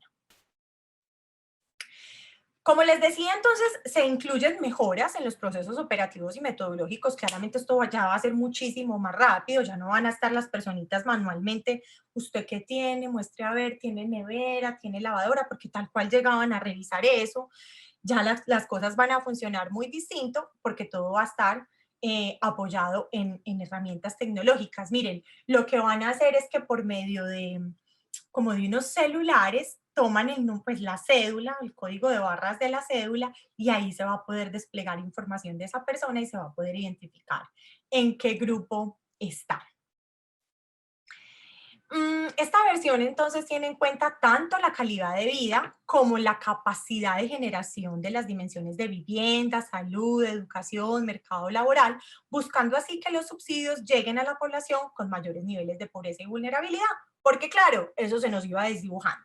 Esos subsidios iban yendo por un lado, por otro, y terminaban en manos de las personas que menos necesidades tenían. Entonces, ahí también se vio la necesidad de actualizar esto y de tener una información más exacta para que efectivamente esos subsidios dados desde el gobierno apunten y lleguen efectivamente a las personas que tienen esa necesidad, que tienen esa precariedad, que tienen esos niveles de pobreza y de vulnerabilidad. Entonces, para la clasificación van a tener en cuenta las características de la pobreza por departamentos, diferenciando sus zonas, si es rural y urbana, y esto facilitará el desarrollo de programas sociales y la priorización de la atención en las áreas más rezagadas. Claro, van a llegar a los lugares donde no han podido llegar con esos programas. Pues ese es el objetivo, eso es lo que nos han comunicado, ¿cierto? Que tienen como objetivo efectivamente identificar qué personas tienen la necesidad para llegar allá. Y como se los decía, van a utilizar como unos dispositivos digitales, que son como una especie de celulares, donde facilitan la georreferencia, el factor que mejora la ubicación de los hogares más vulnerables y que permite aumentar la efectividad en la asignación de la oferta social y que permite entonces hacer un mejor uso de la focalización tanto poblacional como geográfica. ¿Cómo está entonces dada esa clasificación actual? Ojo, ¿cómo está esa clasificación? Entonces, como les decía, están por grupos. Está el grupo de pobreza extrema, que pertenece al grupo A, pero que a su vez tiene otros subgrupos. Está la pobreza moderada, que pertenece al grupo B. Está la pobreza la vulnerabilidad, que pertenece al grupo C. Y está el grupo que ni aplica la pobreza ni aplica la vulnerabilidad, que es el grupo D, es decir, personas con unas condiciones económicas distintas. En el grupo A, entonces, ¿qué encontramos? Encontramos a hogares en situación de pobreza extrema. Como se los decía ahorita, este grupo a su vez tiene clasificados otros 5 subgrupos, desde la A1 hasta la A5. Y que obviamente entonces se entra a revisar dentro de esa pobreza extrema qué es lo más, digamos, lo más de esas circunstancias, ¿qué es la vulneración? No, el estado de vulnerabilidad, mejor, el estado de vulnerabilidad más alto. Entonces, dependiendo de las circunstancias y de las condiciones en las que vivan esas personas, ya se va a determinar si es a 1, si es a 2, 3, 4, 5, ¿cierto? Dependiendo de esa situación económica de esa persona. Desde el grupo B, entonces hablamos de aquellos hogares en condición de pobreza moderada. Una persona que efectivamente tiene unas condiciones precarias desde el punto de vista económico, pero que no son tan pronunciadas, no son tan significativas como si son del grupo A, ¿cierto? Y en este grupo hicieron 7 subgrupos, desde el B1 hasta el B7. B1, 2, 3, 4, 5, 6, 7. Adriana, ¿pero qué es este enredo de por Dios, Adriana, vos? ¿Cómo así que grupo sobre grupo? Así lo crearon. Y como les digo, lo crearon con el objetivo de lograr identificar efectivamente cuál es el estado socioeconómico de esa persona.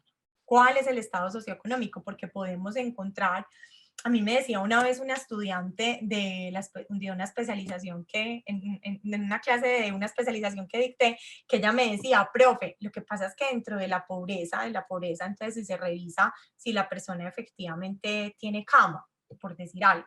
Entonces, dependiendo de si tiene cama, entonces es una condición que le suma o que le resta, ¿cierto?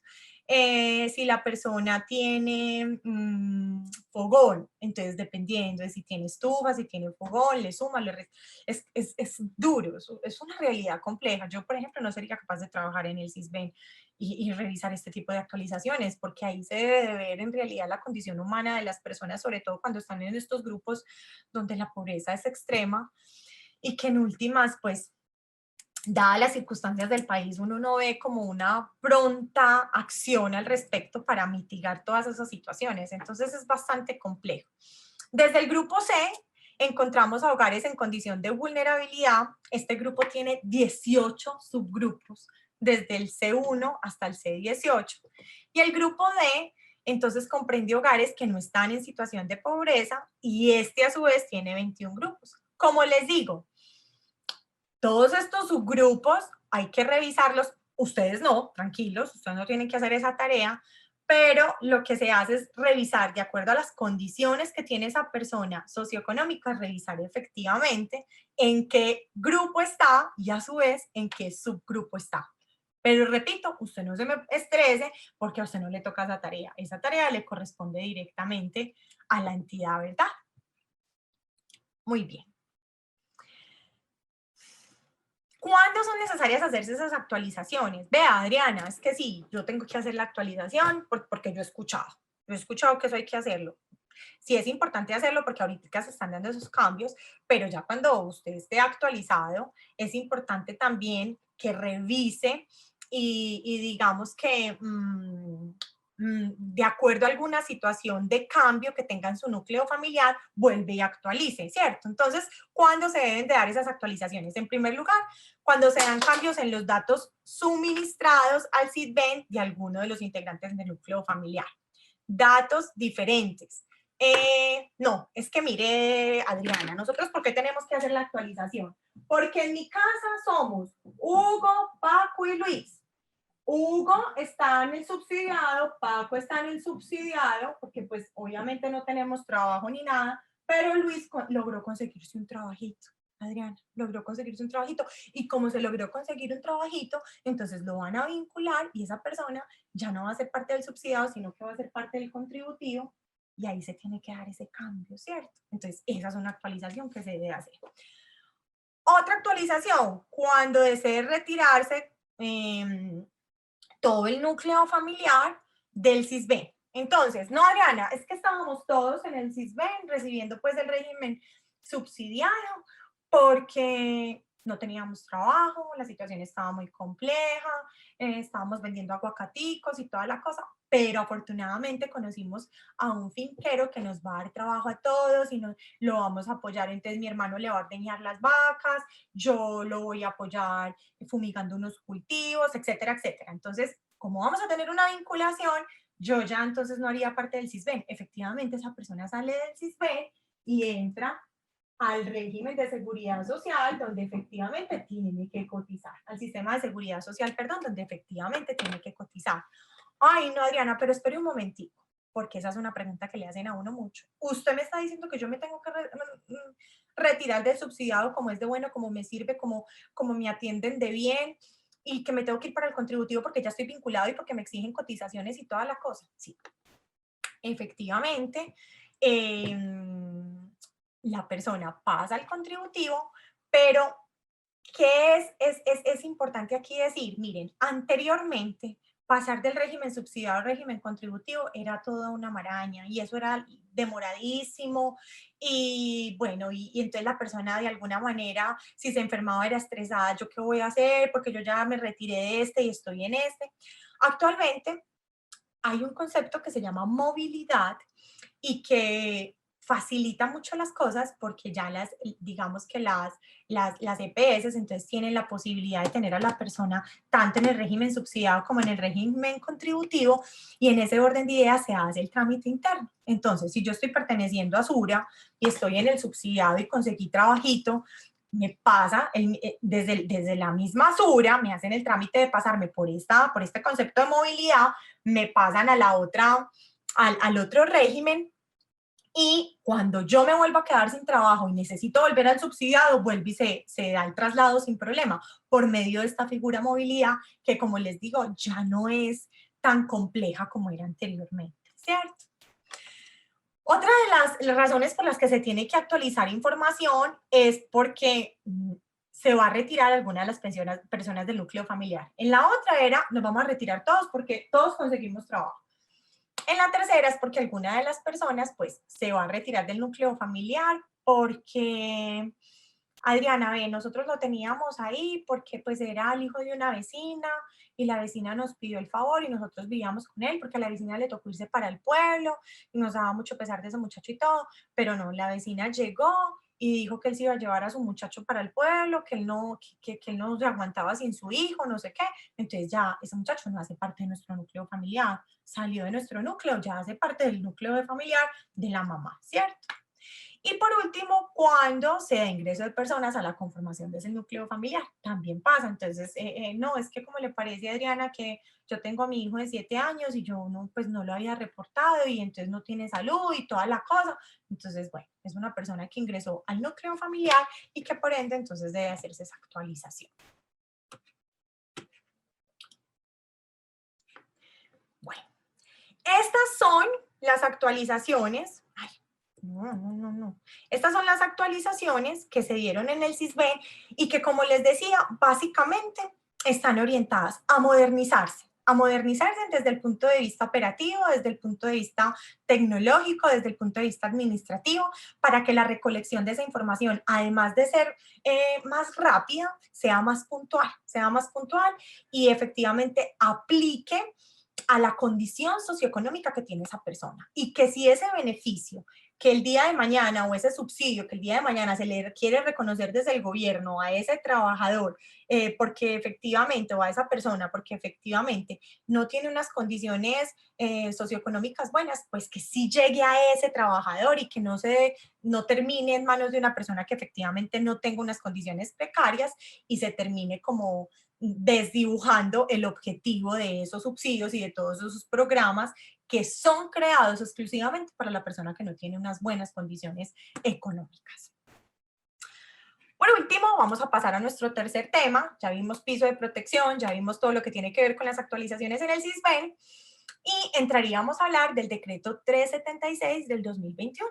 Pero entonces, ojo, porque tenemos que revisar el decreto legislativo 558 que fue expedido el año pasado por el gobierno en razón a toda esta situación de la pandemia. Miren que este tema ha permeado a las relaciones laborales, ha permeado el tema de salud, ha permeado el tema de riesgos laborales, ha tocado como con todos los frentes y de hecho ha dejado a la luz muchas situaciones que en definitiva deben de ser reguladas, que en definitiva tienen que empezarse a manejar, que se tienen que empezar digamos que a regular distinto, por ejemplo, desde las condiciones que se han visto a la luz en cuanto a las condiciones, perdón, valga la redundancia, de los médicos que están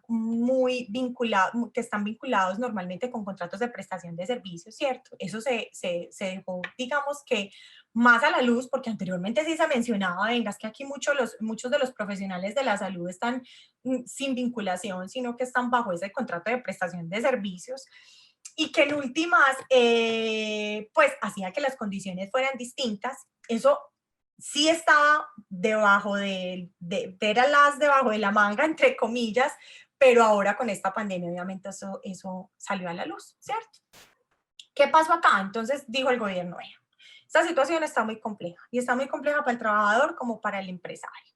Entonces, ¿qué vamos a hacer? Vamos a dar como una especie de gabela donde le vamos a permitir al empleador y al trabajador que queden exonerados de pagar los aportes del sistema pensional bajo el porcentaje que normalmente se paga, que en materia pensional es el 16. Y ya sabemos que ese 16 dividido entre el empleador y el trabajador asumiendo un 4% y el empleador asumiendo un 12%.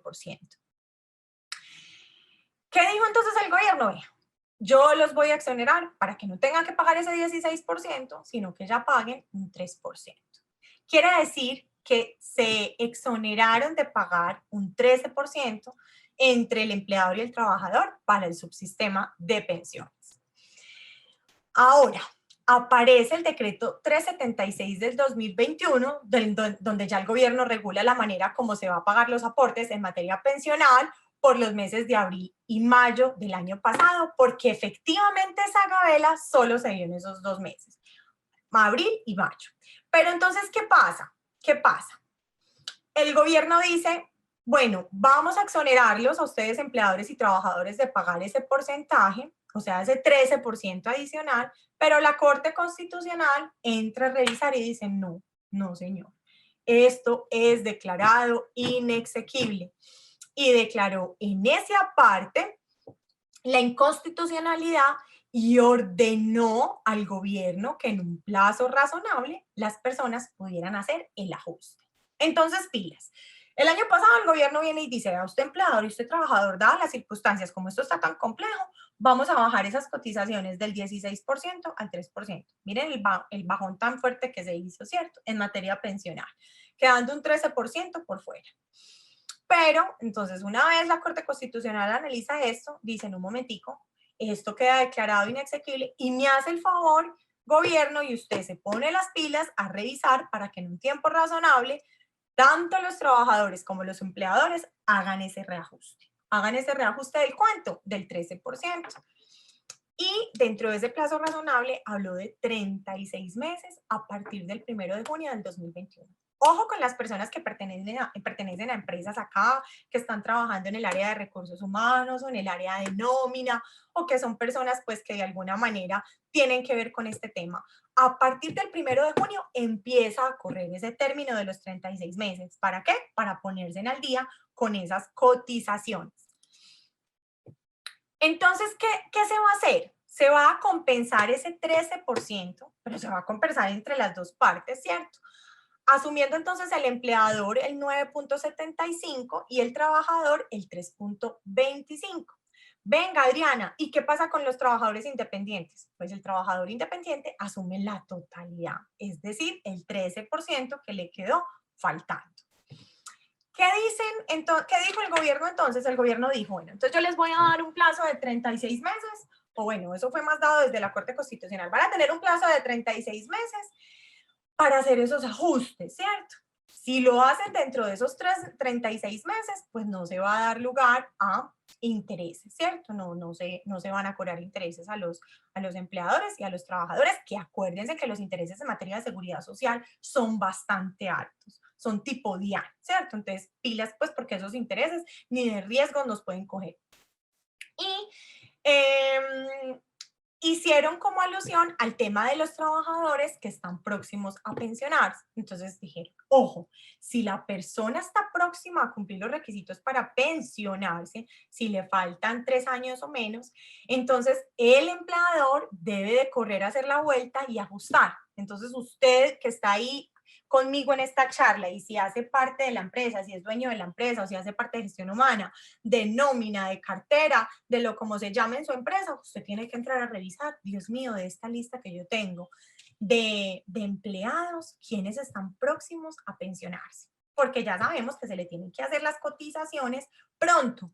Pero Adriana, ¿pero cómo así? ¿Cómo que pronto? Si nos dieron un término de 36 meses. Sí, no, pero mire, pilas. Como es una persona que está cerca a cumplir los requisitos para pensionarse, entonces se puede ver afectada en esa prestación económica, ¿cierto? Puede ser que entonces llegue el administrador y el administrador le diga, usted en este momento no se puede pensionar porque todavía le hace falta el peso, ¿cómo es que se dice? El centavo para el peso, y efectivamente, pues no le reconozcan esa pensión, esa prestación económica. Entonces, el empleador que tenga a sus trabajadores cerquita de cumplir la edad para pensionarse, hay que hacer el pago antes, hacer el ajuste antes de esos 36 meses. Pregunta que me están haciendo mucho, Adriana, ¿y cuál es el IBC entonces para hacer ese reajuste? Ojo, el IBC, o sea, el ingreso base de cotización, recuerden que son los conceptos constitutivos de salario que se tienen en cuenta para cotizar mensualmente al sistema de pensiones y de salud, ¿cierto? El IBC que se toma es el mismo que tenía esa persona en abril y en mayo. Adriana, es que el IBC de esa persona era de 2 millones de pesos. Usted va a hacer ese reajuste conforme a esos 2 millones de pesos. ¿Listo? No se preocupen, a las personas que les va a tocar esta tarea, no se preocupen por mirar a ver cómo van a dar la vuelta en las planillas pues electrónicas, porque eso no les va a corresponder a ustedes. Acuérdense que cuando se dio esa situación el año pasado, automáticamente las planillas, las famosas pilas, las organizaron, las programaron para que efectivamente la persona en esos 2 meses no pagara sobre el 16%, sino sobre el 3%. Eso el sistema lo cogió y a usted lo que le aparecía era el valor que tenía que pagar y ya le aparecía como ese 3, predeterminado, ¿verdad? Entonces, ahora va a volver a pasar igual. Van a empezar a organizar desde la planilla electrónica, van a configurar para que a usted le empiece a aparecer ese 13% que está pendiente, ese 13% que está pendiente. Entonces no me vaya a preocupar, ni se me vaya a poner a inventar, a revisar que con novedades y que yo por dónde me meto, que para reajustar, porque es que normalmente uno puede reajustar, uno realmente puede, cuando una persona cotizó sobre 3 millones de pesos, pero efectivamente no le entraron 6, sino que le entraron 5, esa persona tiene que reajustar sobre esos 2, ¿cierto? Sobre esos 2 que le entraron de más, porque en realidad no fueron 3, sino 5. Esa persona puede reajustar y lo puede hacer mediante novedades. En este caso, no. En este caso, como les digo, van a estar programadas las planillas para que se pueda hacer ese reajuste, entonces no se vaya a estresar, no se vaya a preocupar por cómo les hago el reajuste a los trabajadores, porque eso ya va a venir de primera mano en el sistema. Unas situaciones adicionales que se pueden presentar. Venga, ¿qué pasa si la empresa ya no existe? Adriana, es que nos quebramos. Mire qué situación tan dura, nos quebramos, toda la cosa. Mire, así la empresa se haya liquidado, no pueden exonerarse pues los empleadores de hacer esos pagos. No se pueden exonerar. Entonces, tienen que hacer esos reajustes independientemente de que se haya liquidado la empresa o no. Y otra situación que le preguntan mucho a uno es, ¿y qué pasa si el empleado ya no trabaja para la empresa? Y entonces uno ahí, ¿qué hace? Usted se encarga de hacer lo suyo. Acuérdese pues, entonces, las cotizaciones le corresponden al trabajador y al empleador. Al empleador le corresponde el 12% en materia de pensiones, al trabajador el 4%. Usted reajusta sobre el 12% que le corresponde, ¿cierto? Sobre el 12%. El otro 4%, ya el trabajador que no pertenece a su empresa, que ya no está en su empresa, se encargará de hacer ese reajuste. Ay, ¿cómo así, Adriana? Entonces el trabajador queda con esa responsabilidad de hacer ese reajuste. Sí, lo debe de hacer aparte, ya no pertenece a esa empresa, pero también debe hacer su reajuste y acomodarlo. Y la empresa también, así la persona ya no pertenezca a la organización. Otra cosa importante, miren, yo no sé si la tengo acá, yo creo que no. Otra cosa importante es que las personas van a poder hacer ese reajuste, las empresas, como les decía, lo van a poder hacer porque ya la planilla electrónica pues va a estar, la pila ya va a estar predeterminada para que se haga. Y si el trabajador todavía está dentro de la organización, usted le va a poder hacer el descuento del salario normal sobre el porcentaje que le correspondía al trabajador. Es decir, acuérdense que cuando uno está vinculado laboralmente, a uno no le entrega al empleador para que vaya y le pague la seguridad social, sino que el empleador hace los descuentos mensuales. Entonces, ¿qué es lo que estoy queriendo decir? ¿Qué tienen que hacer ustedes? Le hacen el descuento al empleado, le hacen el descuento al trabajador sin necesidad ni siquiera de preguntarles. No tiene que mediar ni autorización ni del trabajador, ni del ministerio, ni de nadie. Simplemente usted hace el pago y ya ajusta conforme a cómo tiene que ajustar. Si el trabajador está dentro de la empresa. Si el trabajador no está en la empresa, pues entonces usted hace ese pago, ¿cierto? Y con lo que le corresponde, el porcentaje que le corresponde, y ya el trabajador se encargará de hacer el porcentaje por aparte. Con esto damos por terminados los 3 temas que pensábamos evacuar el día de hoy, que teníamos proyectados evacuar el día de hoy, relacionados entonces con esas cotizaciones del año pasado, que sé que mucha gente ha estado como con dudas y preguntas de, ay no, nos va a tocar hacer esos ajustes, pero Adriana, ¿eso cómo se hace? Entonces usted ya sabe que la tarea está más fácil de lo que cree. Con el tema relacionado con el piso de protección, que eso también es importante tenerlo en cuenta porque, miren, lo que yo les decía, está bien si la persona quiere adherirse a ese piso de protección, ni más faltara, si sus condiciones son condiciones que en últimas le conviene pertenecer, pertenezca, pero conociendo de qué se trata y conociendo cómo funciona, ¿cierto? Y conociendo sus pros y sus contras, porque puede tener muchos pros, pero también tiene sus desventajas. Y como todo en la vida, cuando se va a tomar decisiones y más relacionadas con el futuro, por las contingencias que se puedan dar más adelante en materia económica y en materia de salud, para esa persona, con mayor razón usted tiene que estar informado para saber qué decisión toma, por qué lado se va y qué es lo más conveniente. esto es todo por hoy. Voy a revisar por acá a la profesora Ana, que me va a apoyar con algunas preguntitas. O Ana, tú de pronto las lees, me apoyas ahí con la lectura.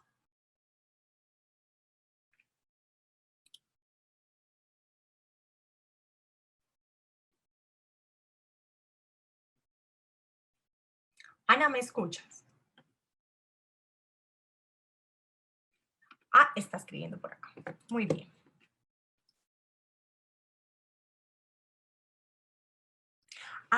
Ya mismo.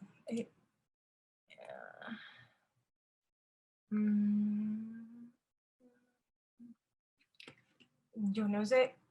Dani, tú estás por ahí acompañándome. Dani Celis.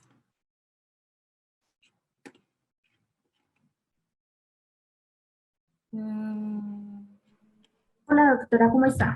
Mariana, mucho gusto, me quiero presentar, soy Mariana de la Corporación Universitaria Lasallista. En este momento soy la representante de este curso que estamos pues como ofertando en este momento. Primero que todo le quiero agradecer por este espacio tan enriquecedor para todos y a ustedes agradecerles también por haber participado en esta noche. Tan linda, muchas gracias. Ya te voy a dar el espacio a ti para el tema del curso. Primero a dar paso a las preguntas, ¿sí? Perfecto. Sí, no, creo que Dani no está conectada con nosotros, no sé si no se pudo conectar porque tuvo pues como un inconveniente, pero no sé si se pudo Mariana, solucionar. ¿tú me puedes apoyar habilitando el micrófono de Ana López, Ana María López? Claro, yo voy a mirar si lo puedo habilitar, espera un momento. Gracias.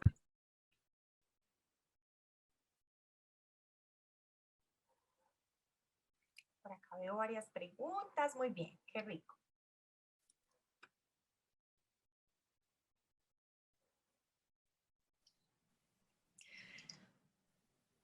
Hola, ya sí tengo audio. Un saludo para todos. Tenemos 94 personas conectadas y muy activas en el chat. Yo sé que todos tienen muchísimas preguntas y son muy interesantes. Quisiera por lo menos que algunos temas quedaran resueltos en este momento, pero como vemos la legislación laboral y de seguridad social es infinita. Hay una pregunta que nos hace Diego Gamboa que me parecería muy pertinente resolverla aquí como forma de introducción a las preguntas y un poco dando esperanza al público joven que nos acompaña, y es que nos pregunta si o qué recomendación podrías darle a los jóvenes que van a iniciar pues su vida laboral y sus cotizaciones, teniendo en cuenta que, como nos has dicho, pues cada caso es muy específico, pero ¿qué consejo podrías darle a los jóvenes que comienzan a cotizar? Muy bien, gracias Ana. Bueno, esta es una pregunta que me hacen sobre todo mucho en los grupos de pregrado, porque a veces cuando desarrollo los temas, pues los estudiantes quedan un poquito aburridos y me dicen, no, profe, pero en realidad pues este tema no tiene como mucha esperanza, no es muy halagador, ¿cierto? Pero miren, hay que partir de algo, y es que cuando usted se vincula laboralmente, siempre va a tener que cotizar al sistema de seguridad social, siempre va a tener que cotizar. Ahora, si usted quiere revisar cuál es la mejor opción para usted, ¿cierto?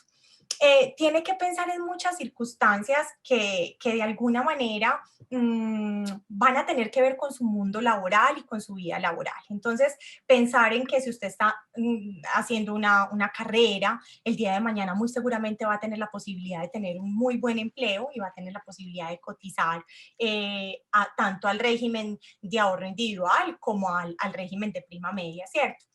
Mi recomendación por el momento, sigue siendo que en materia de pensiones, sin revisar las aristas, sin revisar las condiciones de cada uno, es decir, dando una respuesta acelerada, porque no conozco la situación en concreto, la recomendación es que piensen en el régimen de prima media.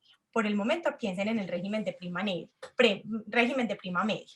Me he encontrado con muchos clientes que de alguna manera han pasado por mi asesoría y en realidad las condiciones que han resultado para el tema pensional desde los fondos privados no han sido las más favorables. las más favorables, ¿cierto?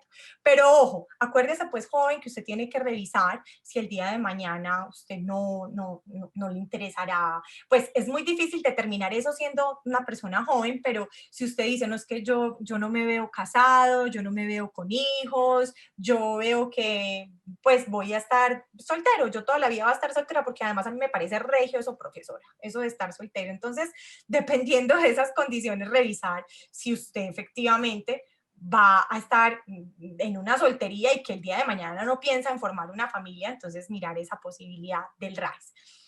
Determinar a ciencia cierta qué es lo más conveniente para un joven es difícil, pero desde la experiencia y desde los casos, de los muchos casos que yo he tenido en mis manos, que me ha tocado estudiar y que me ha tocado analizar, sí sigo considerando que la mejor opción en este momento es el régimen de prima media. Pero ojo, porque entonces ustedes ya después van a salir a decir, ay, no, esta profesora nos dijo una cosa y resultó que era otra. Ojo, acuérdense que se viene una reforma pensional. Estamos próximos a una reforma pensional y esa reforma pensional puede cambiar las condiciones actuales del régimen de prima media y del régimen de ahorro individual, ¿cierto? Entonces, yo de manera acelerada te puedo decir a ti que estás joven, decirte, venga, las cotizaciones es mejor que las hagamos en Colpensiones, ¿cierto? Pero tenemos que estar supeditados y tenemos que estar pendientes a lo que vaya a pasar cuando se dé esa reforma y qué se venga dentro de esa reforma, cuáles sean las condiciones que se manejen para ese entonces. No se desanime, igual las cotizaciones al sistema se deben hacer y lo importante es que usted vaya teniendo un ahorro, poco o mucho, pero que vaya teniendo un ahorro y que el día de mañana ya usted decida. De todas maneras, para finalizar, recuerde que el hombre tiene hasta los 52 años para trasladarse de régimen y esto resulta esperanzador porque entonces en últimas la persona va a tener la posibilidad, de acuerdo a todo lo que ha ahorrado durante su vida laboral, va a tener la posibilidad de decir, no, en definitiva me conviene más estar acá o me conviene estar más allá. Entonces eso usted lo va a poder hacer hasta los 52 años y las mujeres hasta los 47. Mi recomendación es esa, no se vayan a dejar coger de la noche, pues a no ser de que con la reforma cambien las condiciones, pero con las que tenemos actualmente, piense entonces en qué es lo mejor cuando llegue allá y tome una decisión acertada. Bien, bueno, te agradecemos en nombre de la comunidad joven.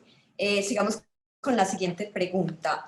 Hay una que es muy reiterativa y es qué pasa con el dinero que se aporta en BEPS cuando alguien por cualquier motivo deja de, decide retirarlo o deja de cotizar a los BEPS.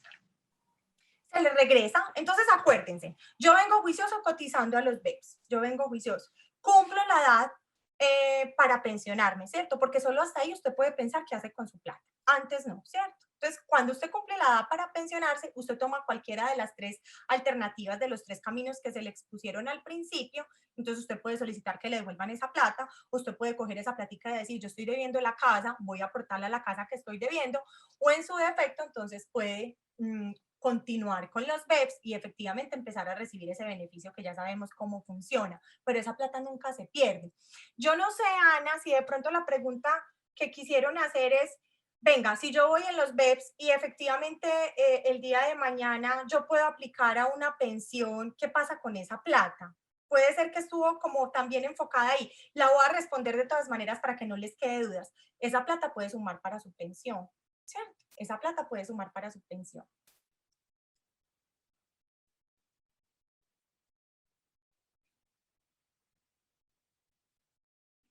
Ay, otra vez bloquearon el micrófono.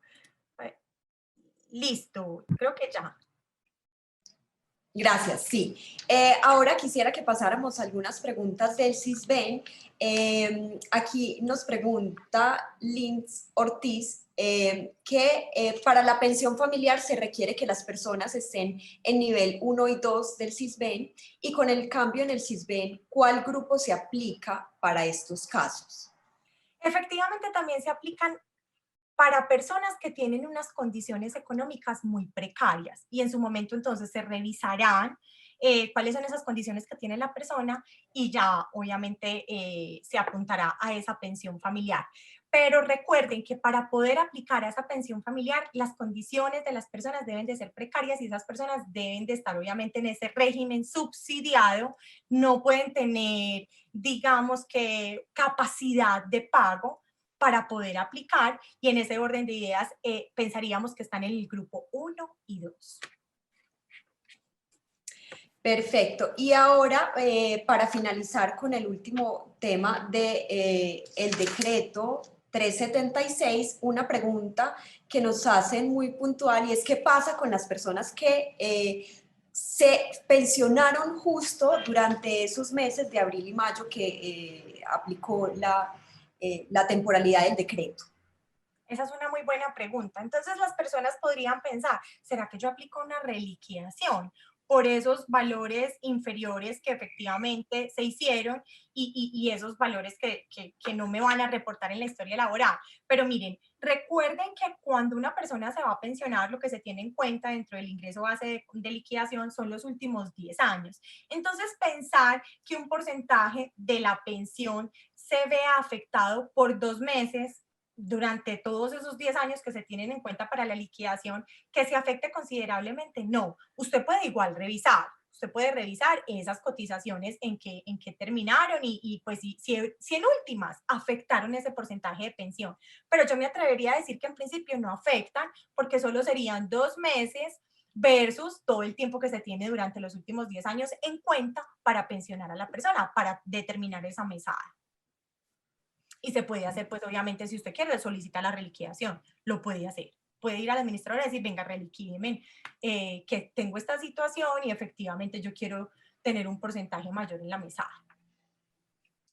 Bien, como sé que nuestro tiempo es muy corto, le voy a dar les voy a pedir a las personas que tienen la mano levantada que nos pregunten por el chat, porque pues la función del micrófono ya, como ven, hay que autorizarla. Pero quisiera preguntarle a Adriana, pues y agradeciéndole por este espacio, ¿qué conclusión nos deja de la intervención de hoy? Bueno, lo más importante, y lo decía Anita al principio, esto era necesario revisarlo, analizarlo, estudiarlo, digerirlo, porque independientemente de la decisión que tomen las personas hoy en día, la decisión no puede estar tomada por moda o porque es lo que está saliendo en la televisión o porque es lo que se está ofreciendo o porque la vecina me dijo, mire, esto es lo mejor, ingrese a los BEPS que me han dicho que es una muy buena alternativa. No, la decisión debe estar encaminada conforme a las condiciones de cada persona, teniendo el conocimiento, como lo decía al principio, de las ventajas y las desventajas, pero no dejándose llevar por lo que en su momento esté más mediático y que de alguna manera se esté vendiendo como lo mejor, porque cada uno tiene sus particularidades, sus expectativas de vida y sus expectativas en cuanto al tema económico, y que en últimas puede resultar que lo que para Pedro es muy bueno, para Juan no lo es. Entonces, estudiar todos estos temas, analizarlos, entender cómo funcionan y tener después el criterio de tomar la decisión es lo más importante, tener el conocimiento. Y por eso el programa de Derecho de la Corporación Universitaria Unilasallista se preocupó por generar este espacio para que usted aclarara esas dudas y pudiera tener unos buenos argumentos y unos buenos criterios para tomar la decisión más acertada.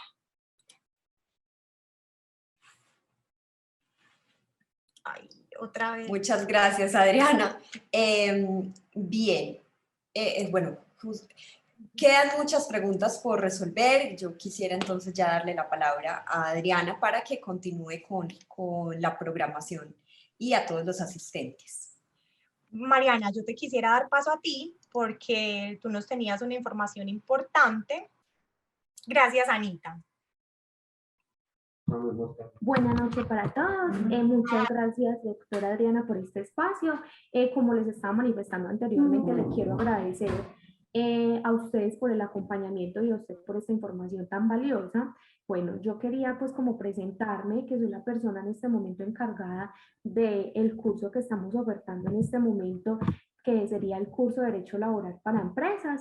Es un curso que decidimos extender pues como el pronto pago, que es un descuento que les hemos estado dando por petición de ustedes mismos. Les voy a dejar el link de inscripción para las personas que quieran iniciar con este proceso. Esperen un momento, por favor, se los voy a escribir por el chat. Espérenme, por favor.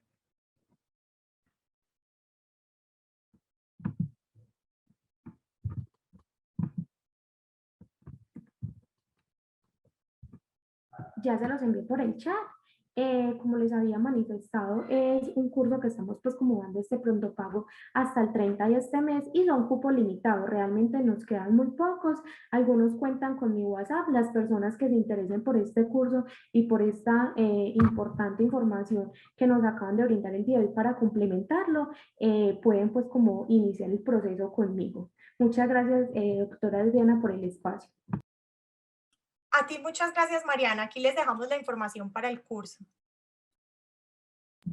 Si tienen alguna inquietud o duda, también lo pueden manifestar directamente en la línea WhatsApp, en la cual les brindamos una información mucho más completa acerca de lo que se va a abarcar. Hasta luego y que tengan un feliz resto de noche.